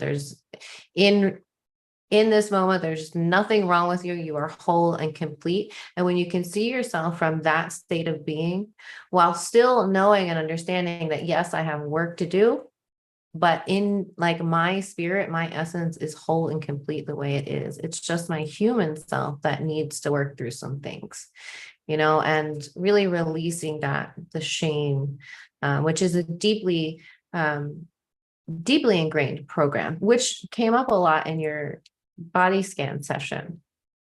So just before we talk about that, I just want to tell people, so that we do Beyond Quantum Healing sessions, which basically are traveling through your consciousness. So usually landing in some kind of memory, whether that's a memory from this lifetime, past lifetimes, a metaphor for what you need to know and understand, those kinds of things. So it's a traveling and then connecting with your inner self to, answer whatever questions you may have, to know and understand why you're here. What is the purpose? What's happening? What's going on here? And part of that session is a body scan where the client will connect with their higher self, divine self, and scan through the body to notice any areas that need healing or stand out, which might feel like tension or tingling or numbness or pain or heaviness, those kinds of feelings that might show up in the body. And when you ask the body to show you where are these things hidden, what is ready to be released today, the body will show you. It wants to release these things, these energies that have become trapped in our bodies. And it's those energies that become attachment points for entities, because those vibrations are low. If we're carrying shame inside our bodies, that's going to be an attraction point. Shame, fear, doubt, worry, not good enough, those kinds of beliefs and things like that. So when we do a body scan, and there's a couple examples of this on our YouTube channel, I forget the titles, but I'll link them down below. There's a couple. The one that stands out right now is Saving Her Recycled Soul, an Incredible Self-Healing. In that session, you'll see her doing the body scan, and how when you recognize and validate those trapped energies, they pretty much just release on their own, because they're just needing that validation. They just need to be seen and then released. So now we're offering just the body scan portion of the session, because we feel like that is the most important part of the whole BQH session, is to tap into the body and begin releasing these energies. you know, and it's only like what, an hour and a half at max session time. So it's not a really super long process. You don't need to put aside an entire day to do it like you do with the BQH sessions and things like that. So it's a lot shorter, and we get right to the point. You know, we drop right in, maybe like what, 15-minute meditation, and then start scanning through the body. And that's not to say that you won't have memories that come up, because oftentimes with these trapped emotions they're connected to memories, right? Like you saw, Sean, you had a lot of memories that were coming up to the surface, and these memories really just need that recognition. They need to be seen again. They need to be like, okay, I see you. I understand. I know why this is coming up now, and it's ready to go. Do you want to talk about like what that experience was like for you? And before that, and it helps you. The reason why this session is so powerful is because it helps you begin to sort out the voices, to know the voice of the divine self, the inner wisdom, the higher self, whatever you want to call it, the voice inside of you that is connected to all that is, that knows the answers to everything that you're experiencing, that is the loving and wise guidance that is always inside of us.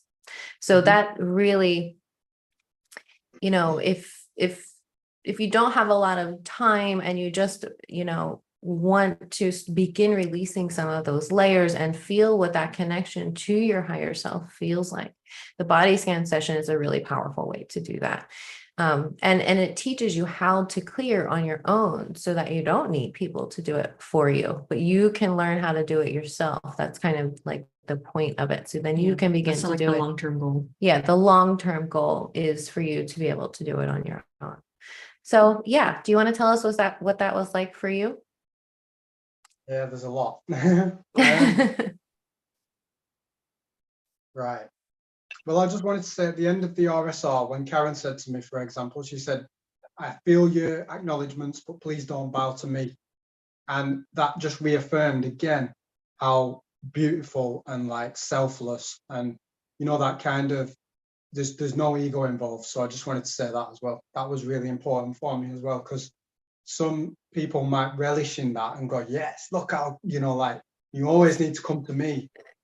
You know, so cringe. Yes. Yeah, no, but it's just what I'm hearing in that recording. Every time I'm seeing you, both of you, every time I listen to it back, you know, there's just, it's beautiful. And even in this conversation, it's just, yeah, I'm grateful for it. That's what I'll say. So, yeah, the session. Okay, so meditations. Remember me saying at the start where I've been fortunate in a sense to like be on the receiving end of a lot of high profile healers and healing, and being part of this these experiences, and I've never really been able to drop in.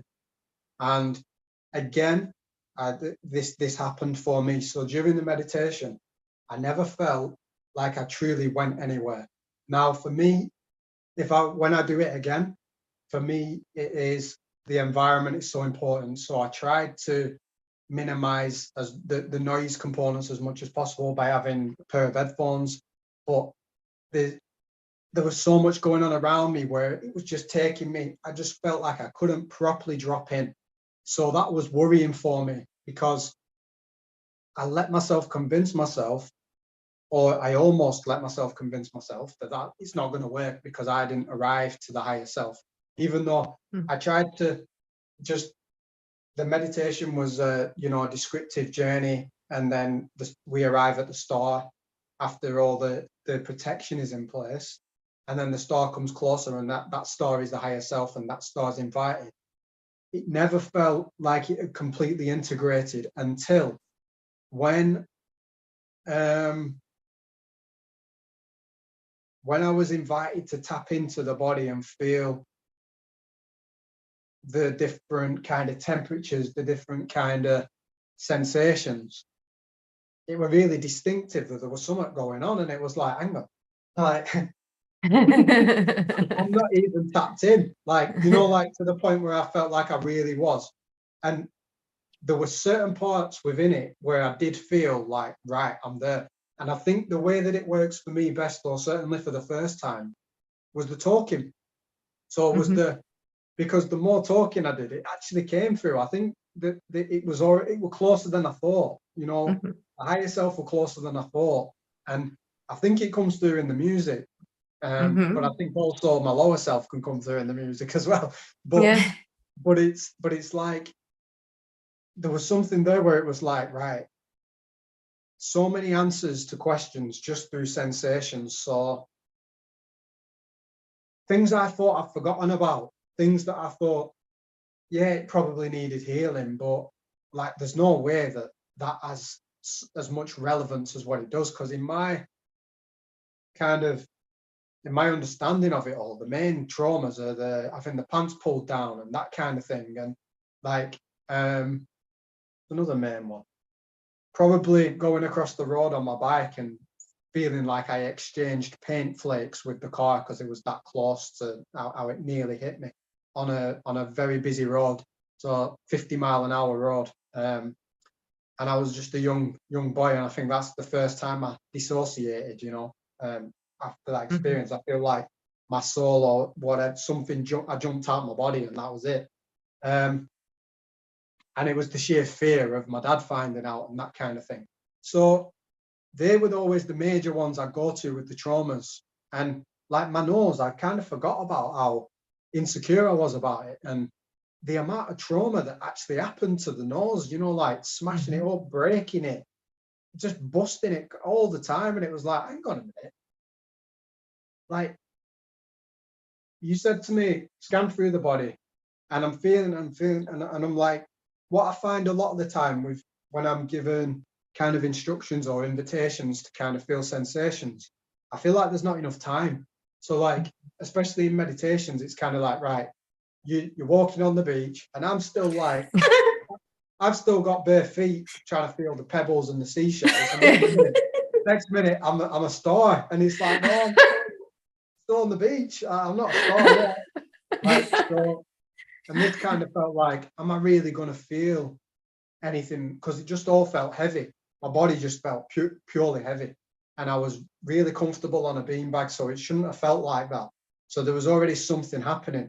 It was like I was tapping in to how my body really feels. So that was the first thing. And then the nose round here just started feeling really inflamed and painful. And maybe if I were on dairy products or something like that, it would normally feel like that, but it doesn't normally feel like that. The more I talk about it now, it's kind of coming back a little bit, but it was like so apparent that this feeling was like, it just weren't normally there. So like, right, something's happening then. So with that came all of the memories.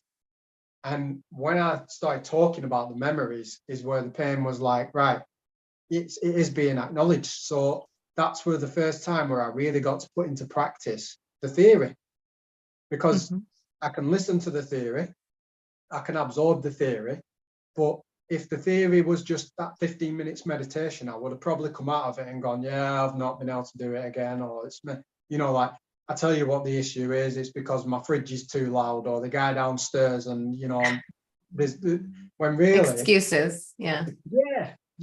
Or just like another reason not to believe in it. So then when I got the feeling, I was like, wow, that's the first thing that stuck out. I can't believe that. And then I kind of got this taste where, like, so my hands, I thought I'd made peace with that. Like, I feel like the thing with me is my body kind of didn't grow into a man's body.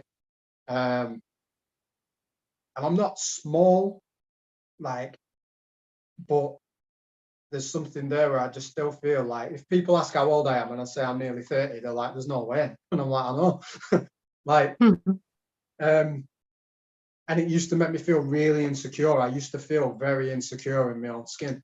And there's positives about it. Like, I feel like the torso area and, like, you know, the shoulders and that, especially when I used to be insecure, they were my more standout parts where I was like, yeah, you know, like, that's cool. I'm happy with that or something. And then my hair was a big thing when I was younger as well. Like that was something I needed to always have perfect in my eyes. But what I'm saying is, it's like, because I detached from all of this stuff, and maybe the relationship helped, because the girl, my girlfriend at the time, there was no you're not unworthy, you know. She just accepted everything, like everything.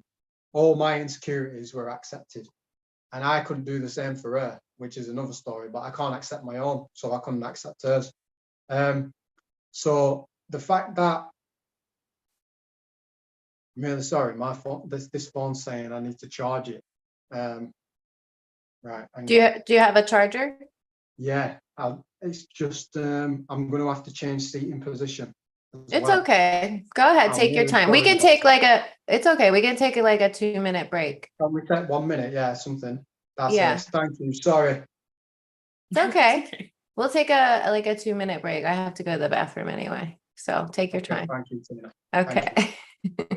So we'll be right back, guys. Just hang in there and we'll be back in like 2 minutes. Yeah, thank so you. go ahead. Yeah.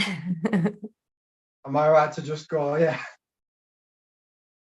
Yeah, go ahead. Go get your charger and set up. Sorry about that. It's okay. Right. So.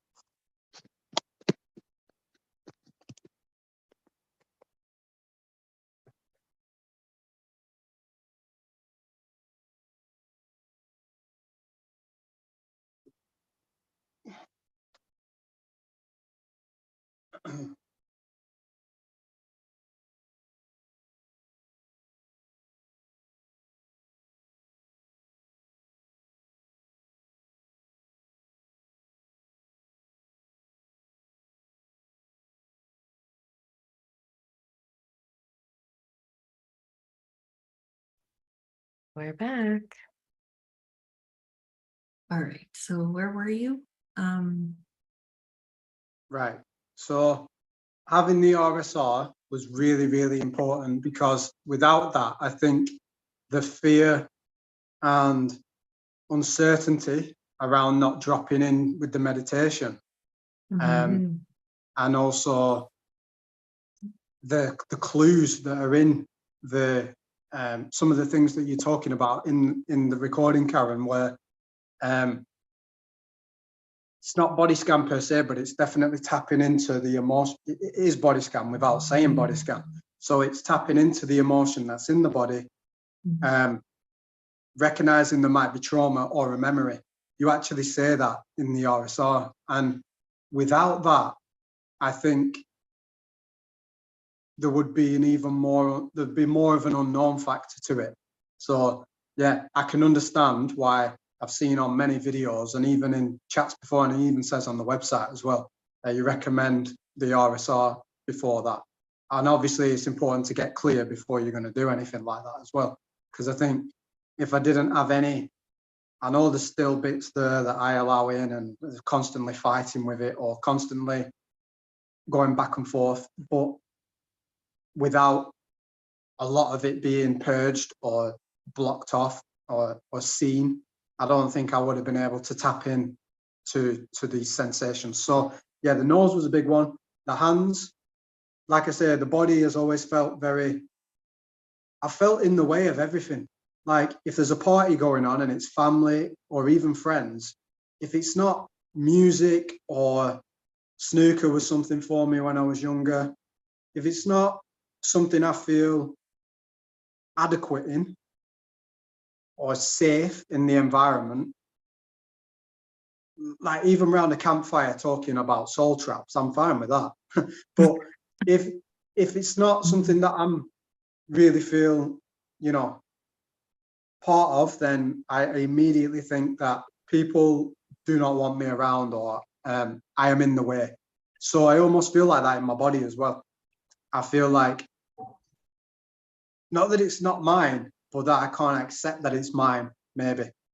And it's like this flat, you know, I've got to be open and honest where I want to pride myself as being someone who's really clean, but I won't use cleaning products. So if I don't use cleaning products, it's a lot harder to maintain the space the way I do it, you know, like baking soda and white vinegar and all this carry on, where like even something as simple as cleaning the toilet, it's so much harder because it's the bleach, the chemicals kill everything, yeah, but they also poison the environment, I feel, and I don't want to be breathing that in.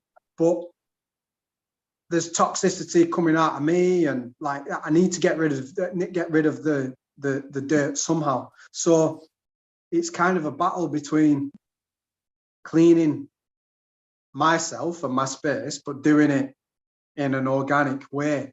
And the organic way takes all day, to be honest with you. I've got to make the cleaning product to start. So it's just it's hard, and I have to try and fathom, you know, a sweet spot with it.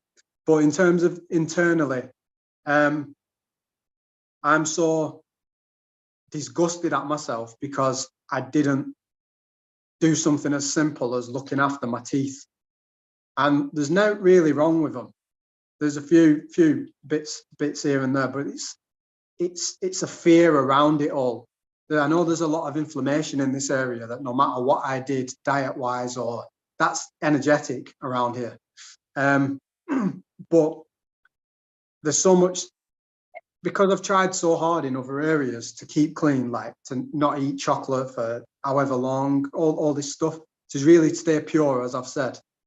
To do something as like neglectful as what I feel I've done, it hurts, you know, like it's a real disservice to myself. So that's one of the reasons why I've not identified, why I refuse to identify with my body, I think. And the other thing is, like I said before, about the lower half of my body, I don't feel like I'm fully formed. So that's always been a real challenge. And when these things started coming up, the hands were back, and it was like, oh my God, yeah, I remember that. Like women in particular putting coins in my hand at the till of a shop, and I'd be so embarrassed, like, and especially in the working environment I used to be in, which was very construction based, you know, like, so even though I looked up here like I belonged, here it was like, you're all right, mate, like it just doesn't. And when I found my girlfriend at the time, her hands were smaller than mine, which I couldn't even believe. I didn't even know that was possible. So it was it felt normal, so to speak. And all that stuff went out my head. And then tapping into the body, you kind of can't escape from it. It's there, the feeling's there, and it's like, oh, what is that? oh, I know why that is, because I never really truly acknowledged it or made peace with my small hands, you know? Yeah. So although I didn't do it in the session, truly, I just experienced it. It's again in the toolbox, you know, like it's all there now. It's all there. And I have it on recording again. So it's a case of, when am I going to do it? When am I going to make peace with them? And I can go through that whole process, applies to every single limb, every cell in the body, to just give it that time to express whatever that looks like. I might even need to write about it, or or do something, you know, like rap based, and then just let it go, you know, like I just think that's really powerful. Like, yeah, and I experienced it. That was the thing, because you're telling me on the recording, like, you're doing well, and I'm like, well, I'm pretty sure this ain't my higher self talking. I think I'm just answering the questions. But what if that was just, I'm tapping into that pure part that I've already kind of experienced before anyway, so I won't be able to recognize it as something completely alien, because I've already felt it anyway. So yeah, and too much focus on that meditation about me not being able to fully drop myself in or go through hypnosis or something like that and really feel a distinct change, could have driven me away from actually, you know, like convincing myself that it wasn't working or something. Right. Which is all very natural to happen, especially with your first session. You know, people think that it's going to feel different than it actually does. They think that the higher self, like you said, is going to feel alien to you. But why would it feel alien when it is you? Your higher self is you. It's not separate from you. And that's why I'm trying to retrain myself to use the word divine self instead of higher self, because higher self kind of denotes that it's something outside of you. It's something higher than you. It's unattainable, you know, but really it's within you, and it is you, and you're connected to it all the time, whether you realize that or not. The voice of the higher self, the divine self, is always there. It's just a matter of tuning into it. So when you're in your session and you're saying, like, I'm not sure what voice is talking, it really doesn't matter, because whatever it is, it's coming forward. Your body is showing you where, like, what needs to be looked at. Yeah. It's just whatever voice comes up to advocate for it. Yeah. So you're using your voice to express what your body is showing you, right? So you started with the sensation in your nose, and then your hands, and then we went to other parts of the body. Were you surprised how your body was, like, showing you energetically, and you could, like, feel it physically? Just the importance of the acknowledgement. So other aspects of work that I've done in the past, like I said, like self-development type programs, where it's clearing the social field, getting clear and getting correct with people. So it's like, I could wrong someone, or they could wrong me, or however that looks, and me go on with my life and them go on with theirs, but there's always something there that's not clear. So my voice, this here, is not powerful anymore, because I'm not in my power, because I know that. And there's many things I am still doing to this day that suppresses my voice more than it should be, because I don't take ownership of everything, because some things I'm truly scared of owning. And it's a pattern that's gone on for so long, where it's like, I don't know where I could admit that, in what realm, you know. So but I know that when I'm ready, I've got the tool to do it. And the other things that I have done, they have cleared. But it's like, again, going back to that relationship, it's kind of like I was getting clear with everything at every moment, and I was like, I'm doing this like 10, 15 times a day. Like, is it too, like, there's always something that just keeps coming up and up, and oh, I've got to tell her about this now and that. And it's like, can we not just, like, be together for, you know, about half an hour at least? But like it's the same principle. So like I was getting clear with all these people and saying, yeah, I've not been in my power. I've pretended to be this. The cost of pretending to be that on you is this, and on me it's this. And I want to kind of get clear with that. And the reason why I've got clear with that is because this is the possibility I'm creating for myself. Boom, that. And, you know, that kind of teaching is probably in loads of different formats, but that's the more vocal side of it, getting clear with the idea is that if I keep hiding from people, there's going to be nowhere in this world I can go because I just keep ruining everything around me. Whereas if I get clear with it all, I'm free again. I'm free to be sovereign and be me because don't need to hide anymore. So taking that model and applying it to the physical, going in the body and getting clear with it means that the body becomes mine again. That's the best way I can kind of describe it, because until then, my hands aren't mine anymore. They hate me. My nose feels so upset because of how I've bashed other people's noses and bashed mine. So that's all connected. My lower half, yeah, there's still an embarrassment there in a few ways. And other areas of the body, like there might be, like, let's say the torso area where it's like, oh yeah, everything's all right there actually. But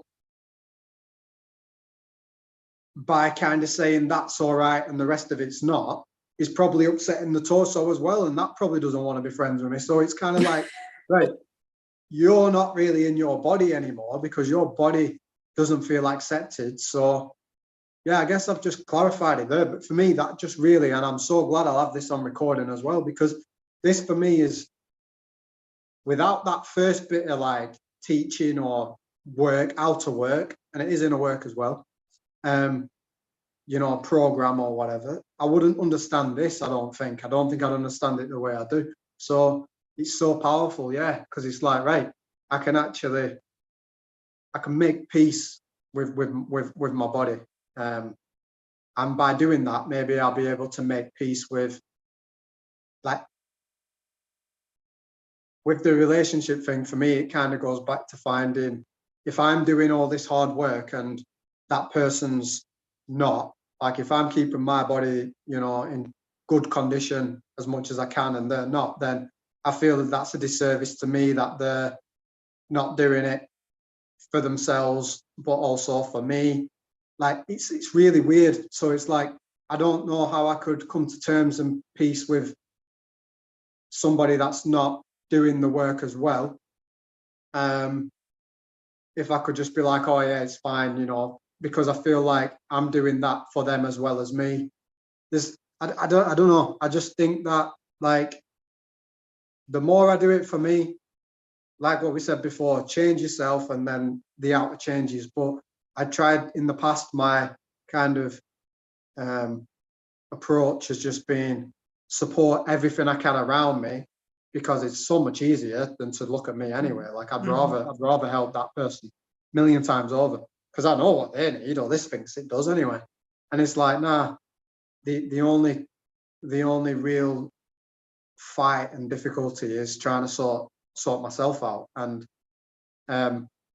you say it's really, you know, like powerful by saying, oh, I'm toxic and there's this, but I just revel in that. I'm like, yeah, I can celebrate that all day. I can get to be wrong and not good enough. I don't care about that. But the work to change that and actually say, you know what, yeah, I'm all right, me, or I feel very powerful or empowered, or that kind of thing. That's the hardest part. So yeah, I've just, through both of the teachings, both of the experiences, I have felt like it has given me even more tools and a really well-rounded understanding of how I can help myself with this work. That's amazing. What we also saw too was that a lot of the sensations that were coming up in your body and the beliefs and memories that were attached to them were related to childhood and things that people had said to you. Yeah. right? Which then becomes your own programming, your own voice when it's not really your own. The voice inside of you telling you that those parts aren't good enough, or, you know, all the things that it's saying, is really the voice of the adults, or even, you know, your siblings or whoever was saying those things to you that you then take on. That's not even your own. So I think part of making peace with that and releasing that is to realize that it was never your voice to begin with. Yeah, that's really important. Yeah, definitely. Yeah. Another important part of your session too was that we found an implant, right, in the back of your head here. Yeah, well, in that RSR, there was loads, weren't there, as well? So I think Do you what go on, do you want sorry. to talk about like what that was like? Because you had like this big space in the back of your head, right? In the Yeah, body scan. yeah, I'm surprised I missed that actually. So yeah, it's kind of like that night when I told you about how traumatized, you know, I went to the earthly realm of hell or whatever it was. It was the night after that where some physical presence was rooting around in my head, up somewhere where it really shouldn't have been, where I won't speak about, you know, like in another area as well. And this is like, okay, I've had so many of these experiences where I've literally snapped the hand, I grab hold of it, I rip its fingers apart, I just do whatever I can to fight it. And in this particular instance, there was just nothing I could do in that state was getting close to what it was bringing to me. And the only way I would have had power over it was by protecting myself to begin with before I went to sleep. And when it came, that was it. I felt like, you know, I could call anything that was in my armory, armor of God, even ask for Jesus. I don't know, whatever I'm thinking at the time, like whatever's there, just please someone save me, because this thing is awful. And nothing would come close. And I just felt it stick, whatever, in the back of my head, and somewhat with her. And I was like, right, it's almost got me. And I managed to like wake myself up. I kind of can do that as well. I can kind of, I don't know how I do it, but the struggle, kind of go through these processes where I try everything to get rid of it. And if I can't, I just wake myself up. And I felt like if it hadn't have made its way completely with the implant, then it was certainly installing something that would have been it. So I don't know. I just knew that I'd been tampered with. They'd invaded my vessel, and there was nothing I could do after that. So yeah, in the body scan, there was something there, and it just felt like my head. I said it was a rugby ball in American football, where it just went much further back than it should have been. And I don't know if, well, no, I do know. That's nothing, that's not all to do with that one instance. That's something, you know, that stems way back.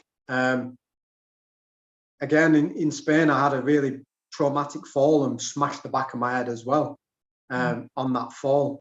So it seems like another target area that, because there's already trauma there or already wounding there, that physical wounding would happen. That's quite cool as well, you know. Yeah. Like how, yeah, them are the target areas. So there's something, another healer told me that there's something really attached in a past existence with my mouth. And, you know, like I used to have really green teeth or something like that. There was something not, and carrying it through here is something, again, it does make sense, you know. There's a lot to it, and the more I get like to zooming in, you know, like I miss the bigger picture. So there is a lot there. So yeah, the rugby ball, the American football, it just felt like half of that space in my head was being taken up by trauma or bad memories or something anyway. And that implant, I don't know what it is or was, or, but because Karen, you were assisting me in that, so how it was working was, I think the plan was if I couldn't tap in, then you would helped me even more. But because I was finding some kind of, I wasn't just like willy-nilly, oh yeah, my finger hurts and that's it, because you were verifying everything that was coming up, really, weren't you? So it kind of felt like when I said about the implant, I said, I'm not really sure what it is. And then Karen said something like, well, yeah, there's something there, but it's not like fully formed. And it was like, yeah, just, I know it's easy to just say, tell someone what they want to hear, you know, that kind of thing. But it really felt like what I was tapping into was what was there. And it was being verified by my witness. It was because you were kind of there with me in the experience, you know. It was, and Tina, you were the one asking that part of me, what's there, you know. Yeah, there's just,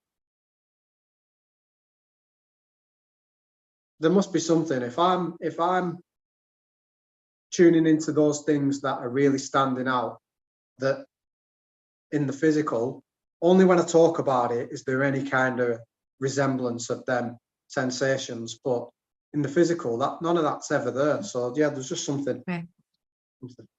So were you able to feel the release in your body after we did the work to release it? The idea of the 3, 2, 1 and the swoosh and putting a color to it and giving it, so acknowledging the trauma, I felt like was really important. Then the color, sometimes it was feeling like I used one of the words to describe blistery. That really felt real and accurate. And then sometimes there was nothing there, and the color that was there was so faint, and that didn't really work for me in the most powerful way, like the talking did. It almost felt, again, like it's like, I know the power of the imagination and I know that that works, but it almost, for me, it almost feels like that's the easy way for me to make the excuse and say, oh no, I'm just making that up and there's no color there really. And like, Right. well, that color is, yeah. Right. But in terms of, so when we said 3, 2, 1 swoosh, that energy's gone and another one's replaced, the self-love, the self-critic, the self kind of, I don't really want to heal, comes in and goes, nah, whatever that swoosh is, that's not gonna. And I think once I integrate that, there's still some missing pieces. So for other people, Yeah. it might be really easy. It might be like, yeah, I've seen people that really welcome the healing, they want the healing, and then they get profound results because they've accepted it. Whereas me, it's like, I can kind of get all the theory, I can kind of get the practical, but in terms of the really wanting it, I think I do, but thinking I do is not really enough. You know, you either want it, you've got to want it, and Yeah. mine, there's some things in the way still. So it feels to me that a lot of these things that are coming up for you, especially that part in particular, the almost like there's a feeling of being undeserving of the healing. Yeah. And that to me feels connected to something from a past lifetime. Like there was something major that happened that created this feeling within you. That could be or could not be true, but it feels more than just this lifetime to me. Like it feels like there's something deeper that needs to be like, once you make that connection to find out what the root cause of that is, then that will open up everything for you. No, that really does make sense. I think I've either done something really terrible, Yeah. something like that, but it does, because it feels like anything I do, it could seem really minuscule to a lot of people, and for me, I've like committed the worst crime in the world. You know, I'm so wrong, so bad, so, and it's like tiptoeing around anybody that's seeming inferior or devalued, kind of like the underdog, anything like that, anyone that's got that energy, I feel so not sorry for, but I'm like so aware of their presence and trying to make it aware to them. that I haven't got no Ill ill will. intentions towards them. Yeah. So, Yeah. but yeah, it's the first thing I definitely remember. So it was just my dad saying, "Don't go across that road on your bike." This one, my mum and dad were together when I was little, and I was like, "Yeah, right, I won't." And then one day I went across the road on my bike, and that's when I said the car came over the hill. It was so close to the bike, so close, and I think I remember someone shouting at me, "You silly boy," or something like that. I can't really remember, but I remember trying to cover it up. And that has been a big thing in my life. If I've done something wrong, try and cover it up and not face the reality of what had happened. So it's dissociating again. It's just removing myself from body, from the situation. And 9 times out of 10 or 8 times out of 10 now, I will take ownership. But there's still them 2 times. And again, for me, it's like, if you're not doing the 2 times, then you've not done the 8 either. So it's kind of like I'm still feeling the same. I'm still feeling inauthentic, still feeling like I can't own up and haven't owned up, even though I have to 8 things, but not the 2. Yeah. And that's where, like, this is where to get to like the root of those like deeply ingrained issues that keep repeating, the pattern that keeps repeating over and over and over again. That's where a quantum healing session is going to come in, to look to see where's the root cause of that. Where's that coming from? You know, because there has to be an origin point for that. And usually it's not from this lifetime. It's usually from possibly many lifetimes, or even just one really big incident where something happened that explains like all of these different kind of feelings that you're having.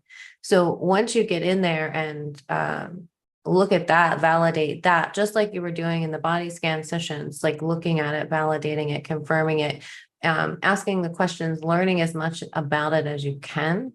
And once you do that and understand that, then you can begin releasing that energy, right? And not having to carry that anymore. And that's when you can repattern, break that pattern and then repattern and begin a new pattern for yourself, so that you're not in this constant back and forth fighting with yourself all the time, because that's what you're doing. Your awareness sees what human Sean is doing, but it feels powerless to do anything to change it.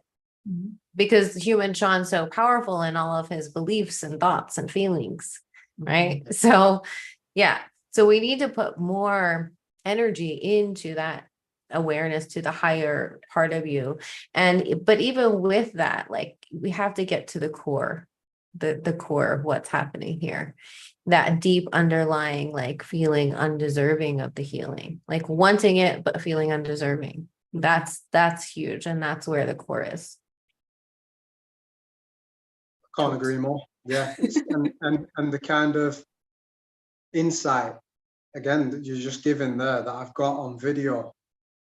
It's easy when the pieces, it's the puzzle and the pieces are there, and it's easy. And it's kind of like, there's not much more that I need now in terms of answers, only from within here now. Like, you've just said it. That is literally the next step. Yeah. Yeah. And I could feel too, like in your body scan session, that you needed to talk, like you needed to talk that out. And that's why, like, some practitioners, they will structure their sessions out and have specific things that they do, specific things that they ask, and they steer it in a certain way.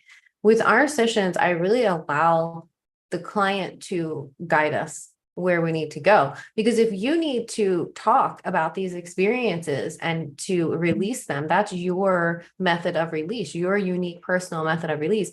I'm not going to force you to be doing something else, like going into the body and changing it and all that kind of stuff, which is technically what a body scan is. So our sessions are like structured, not structured, but are intuitive and allowing for the client to guide us in the direction that they need to go, specific to them. And I think that's why Don't you find that like our sessions are different from other people in that we're not driving it into a specific Doesn't direction? fit in a, it's like very box. Yeah. Yeah. Because each and every one is so unique, because each person is so unique in the Yeah, way. people heal in different, in their own way. Right. Yeah. And we like allow that space for that to happen, not having to control it, you know? Like if you need to talk that out and explore those memories inside a body scan session, then that's what you need to do, you know? And we're going to let you do that.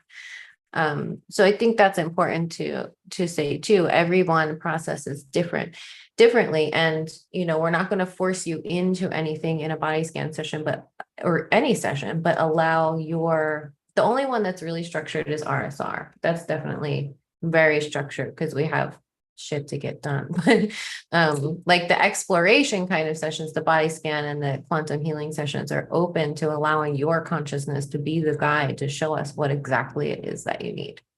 So yeah. But I thought you did amazing in your body scan session, even with like all the internal dialogue that was going on, because that happens a lot, especially with your first time, the internal doubts, like not really believing that it's real or that it works, or, you know, like any of those kinds of things, the trust, it's really the trust issues that come up, especially that happened to me too in my first session. I was very skeptical of what was happening. So I understand that. And I always tell people that no matter how much your conscious mind convinces you that you just made it up or that it wasn't real, you have to keep coming back into the trust that it was, because that's how our subconscious mind is always, it's speaking to us, right? Like through words, thoughts, images, and feelings. And the body itself is speaking to us. It's showing us where these energies are, what needs to be looked at, what's coming up, you know? And for your first session, like you really did amazing. I thought you did amazing, didn't you? Yeah. You pretty much led the whole way. Yeah. I thought you did really well. Yeah.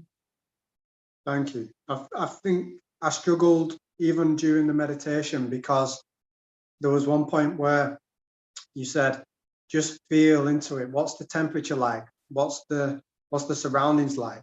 And I thought, am I supposed to answer this? Like there's this dialogue where, because when you say it's not structured, I really do get that. But for me, it's like as a client, I kind of feel like I've got to do it the way that it's presented to some degree, because, well, it's out of respect for the practice, but also like there's got to be some kind of engagement from my part. Otherwise, Oh, yeah. Yeah. But it's like, what does my engagement look like? And with what you've just said there, it's kind of, that's advocacy in my eyes. That's supporting someone to be their own healer. Yeah. But through the method, through some kind of guide, but the guide is, there's just no boundary to that guide, as long as the person that is kind of going beyond them boundaries is having a positive benefit to it, you know. So you're there to safeguard as well, Right. and because obviously I can't do this by myself and say, and without protection, because I could invite we say in England, every man and his dog, all in the room, to just say, you know, to kind of step in my body when I go outside of it and all of that stuff. So there needs to be that, to know that I'm safe, and to know that I'm being held by responsible and connected souls and you know, individuals. So it's kind of like, that's obviously really important. But yeah, I appreciate it. Probably is the first time, or one of the very few times where I have felt like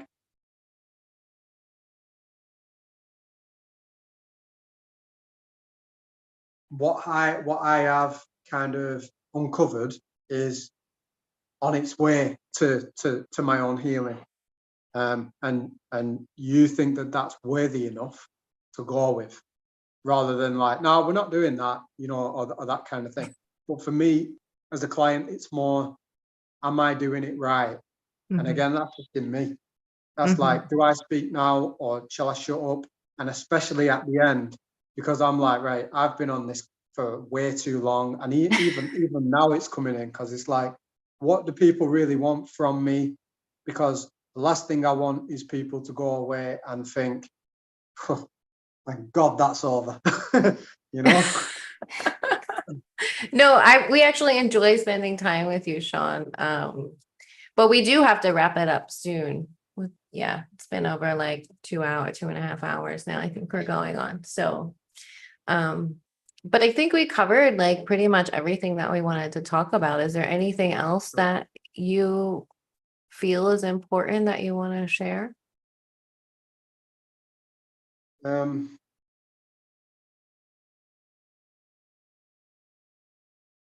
Anybody that's watching, really, like, I know your platform. I imagine and foresee that it's going to grow and grow. But you're, in terms of what I'm used to, you're quite popular already. And Really? the people that, yeah, I don't try and view you in that high regard, or, do you know, but it's just like I have a lot of like to me, I'm talking to celebrities, that kind of thing, you know, like I'm talking to people that for one, you do the work, and you've done the work so that you can bring the work to other people. And I can see it. I can see like the glowing. I can just see the purity in that. So the fact that you, like, just to even be on YouTube, you know, or like on this platform, just to be in this conversation is a huge, it's like an honor, you know, like there's something there where it's like, it makes me feel just I don't know, it's odd because it could be ego. It could be like, oh yeah, well, maybe I'm not that bad because Karen and Tina want to speak to me, or they like my music, you know what I mean? Like, Well, I hope you can see through our reflection back to you how worthy you are of healing. Yeah. Yeah, maybe not as much, but again, that's just, if I just said yeah, then maybe there's progress. Yeah. Yeah. That would be the ultimate for us for you to see the mirror, like us holding up the mirror to you to say you are worthy of healing and you do deserve to heal and to feel good in your body and to live your best life. But it's just to say, like, I'm not an internet person, and I don't know how I would meet half the people that are watching these videos if they're, you know, in completely different areas, countries, that kind of thing. But yeah, for me, it's about connection. Like, like I said, I don't go to the pub. Like, the people that are around me, I do have friends, but they're all in different locations all around the country. And in terms of someone knocking on my door, it never happens unless it's family or that. And I kind of like it that way in a sense. But what I'm saying is, I am searching, and I have been for a long time, in finding my people. Yeah. And I think part of it is why I do the music as well, because that's the first thing that I showed you to. Because I'm like, if I want someone to see me, it's not because that's me in my best light or something, but that is the best understanding you'll ever have of me. Because that is me saying, whatever's coming through at this moment is there. And every track will probably contradict another one, because that's just how it is. That's There's who you no are. Evolution. Yeah, evolution and who you are authentically in that moment. Yeah, creating. so it's just to say to people that are watching, people that will watch this or whatever, just, if you think that you're my kind of person, then maybe say hello. Do you want to share your information? Do you have an email people can reach out to you, your YouTube, your SoundCloud? What do you want to share with others? We could put it in the chat. I'll put it in the chat. Yeah, just put it all in the. Do I need to spell it all? You've got my email, haven't you? You want us to use that one? It's Sean Smithy, right? Yeah, that's it. Yeah, you could put that. You could put that email on. Yeah. Sean Smithy at. Can you tell me that again? Remind me. So it's 147. 147. Yeah, at gmail.com. I'm not gonna link it because it might delete. So I'm gonna put a. Okay. Yeah, that's cool. And your YouTube? Shall we just link that afterwards? Maybe it's a bit of a. It's just Sean Raw Articulation, so it's a bit of a mouthful. Sean's Raw Articulation. Yeah, just before the Sean. Okay. Yeah, I'll link it all in the description too. That's wicked. Thank you. Yeah. But yeah, just to say to anyone, I don't like kind of say, oh yeah, this will work for you or that kind of thing. But for me, going round the houses with a lot of different healers, modalities, again, maybe a lot of other things would have worked for me if I had the right intention and the right, approach. But I am, I'm really impressed and kind of feel very lucky to have come across this work and, but, most importantly, yourselves. So just to say, it is real for me. Like the energy that's there is real. And if you watch any more of Tena and Karen's videos, you'll see how relatable, like, they're good at what they do because they've been there. So, and I feel like that's why I'm good at what I do, because I've been there. So it just gives me comfort's not the right word, but it's like, thank you. It's like, right, cool. There's two people there. I understand they're going to be very busy and they've got lots of commitments and people to help and everything, but you're always reaching out on email, asking me how I am, like, regardless of what session's going on or what's happening. And it's very authentic, it's very genuine. And I do appreciate every moment of time, like going back and forth, because there's a lot of, like I say, there's a maternal thing there, like there's a very motherly energy there, but there's an attraction to the purity, because there's not a lot of it. And I say there's not a lot of it in the world, there's not a lot of it in my world, so I'm very attracted to the purity. Okay, thank you. Thank you, Sean. And thank you so much for sharing all that you have today with everyone. I'm sure that people are going to get something from it, healing, insight, information, connection.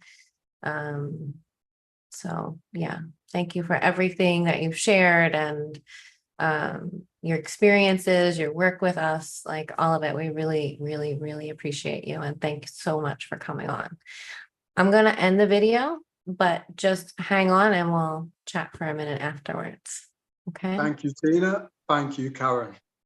Thank you very much. And thanks, guys, so much for hanging out with us today. We've hoped you have learned something. And anything you want to say before we go? No. No, I'm just still soaking up all the information, because like we never really sat down to talk like this. So it's just like it's just really refreshing to hear your side, because like we only know what we do on our side and the email exchange in between. So yeah, I was kind of sitting and observing everything, like everybody who's watching today. So yeah, just really appreciate you, and we hope that the programs change and you're ready to see yourself the way that we do see you. And yeah, just again, thank you very much, and for being vulnerable and sharing that honesty. Yeah. Okay. Yeah. So thank you everybody for coming. We will see you again on the next episode. Bye, guys. We're sending you so much love. Mm.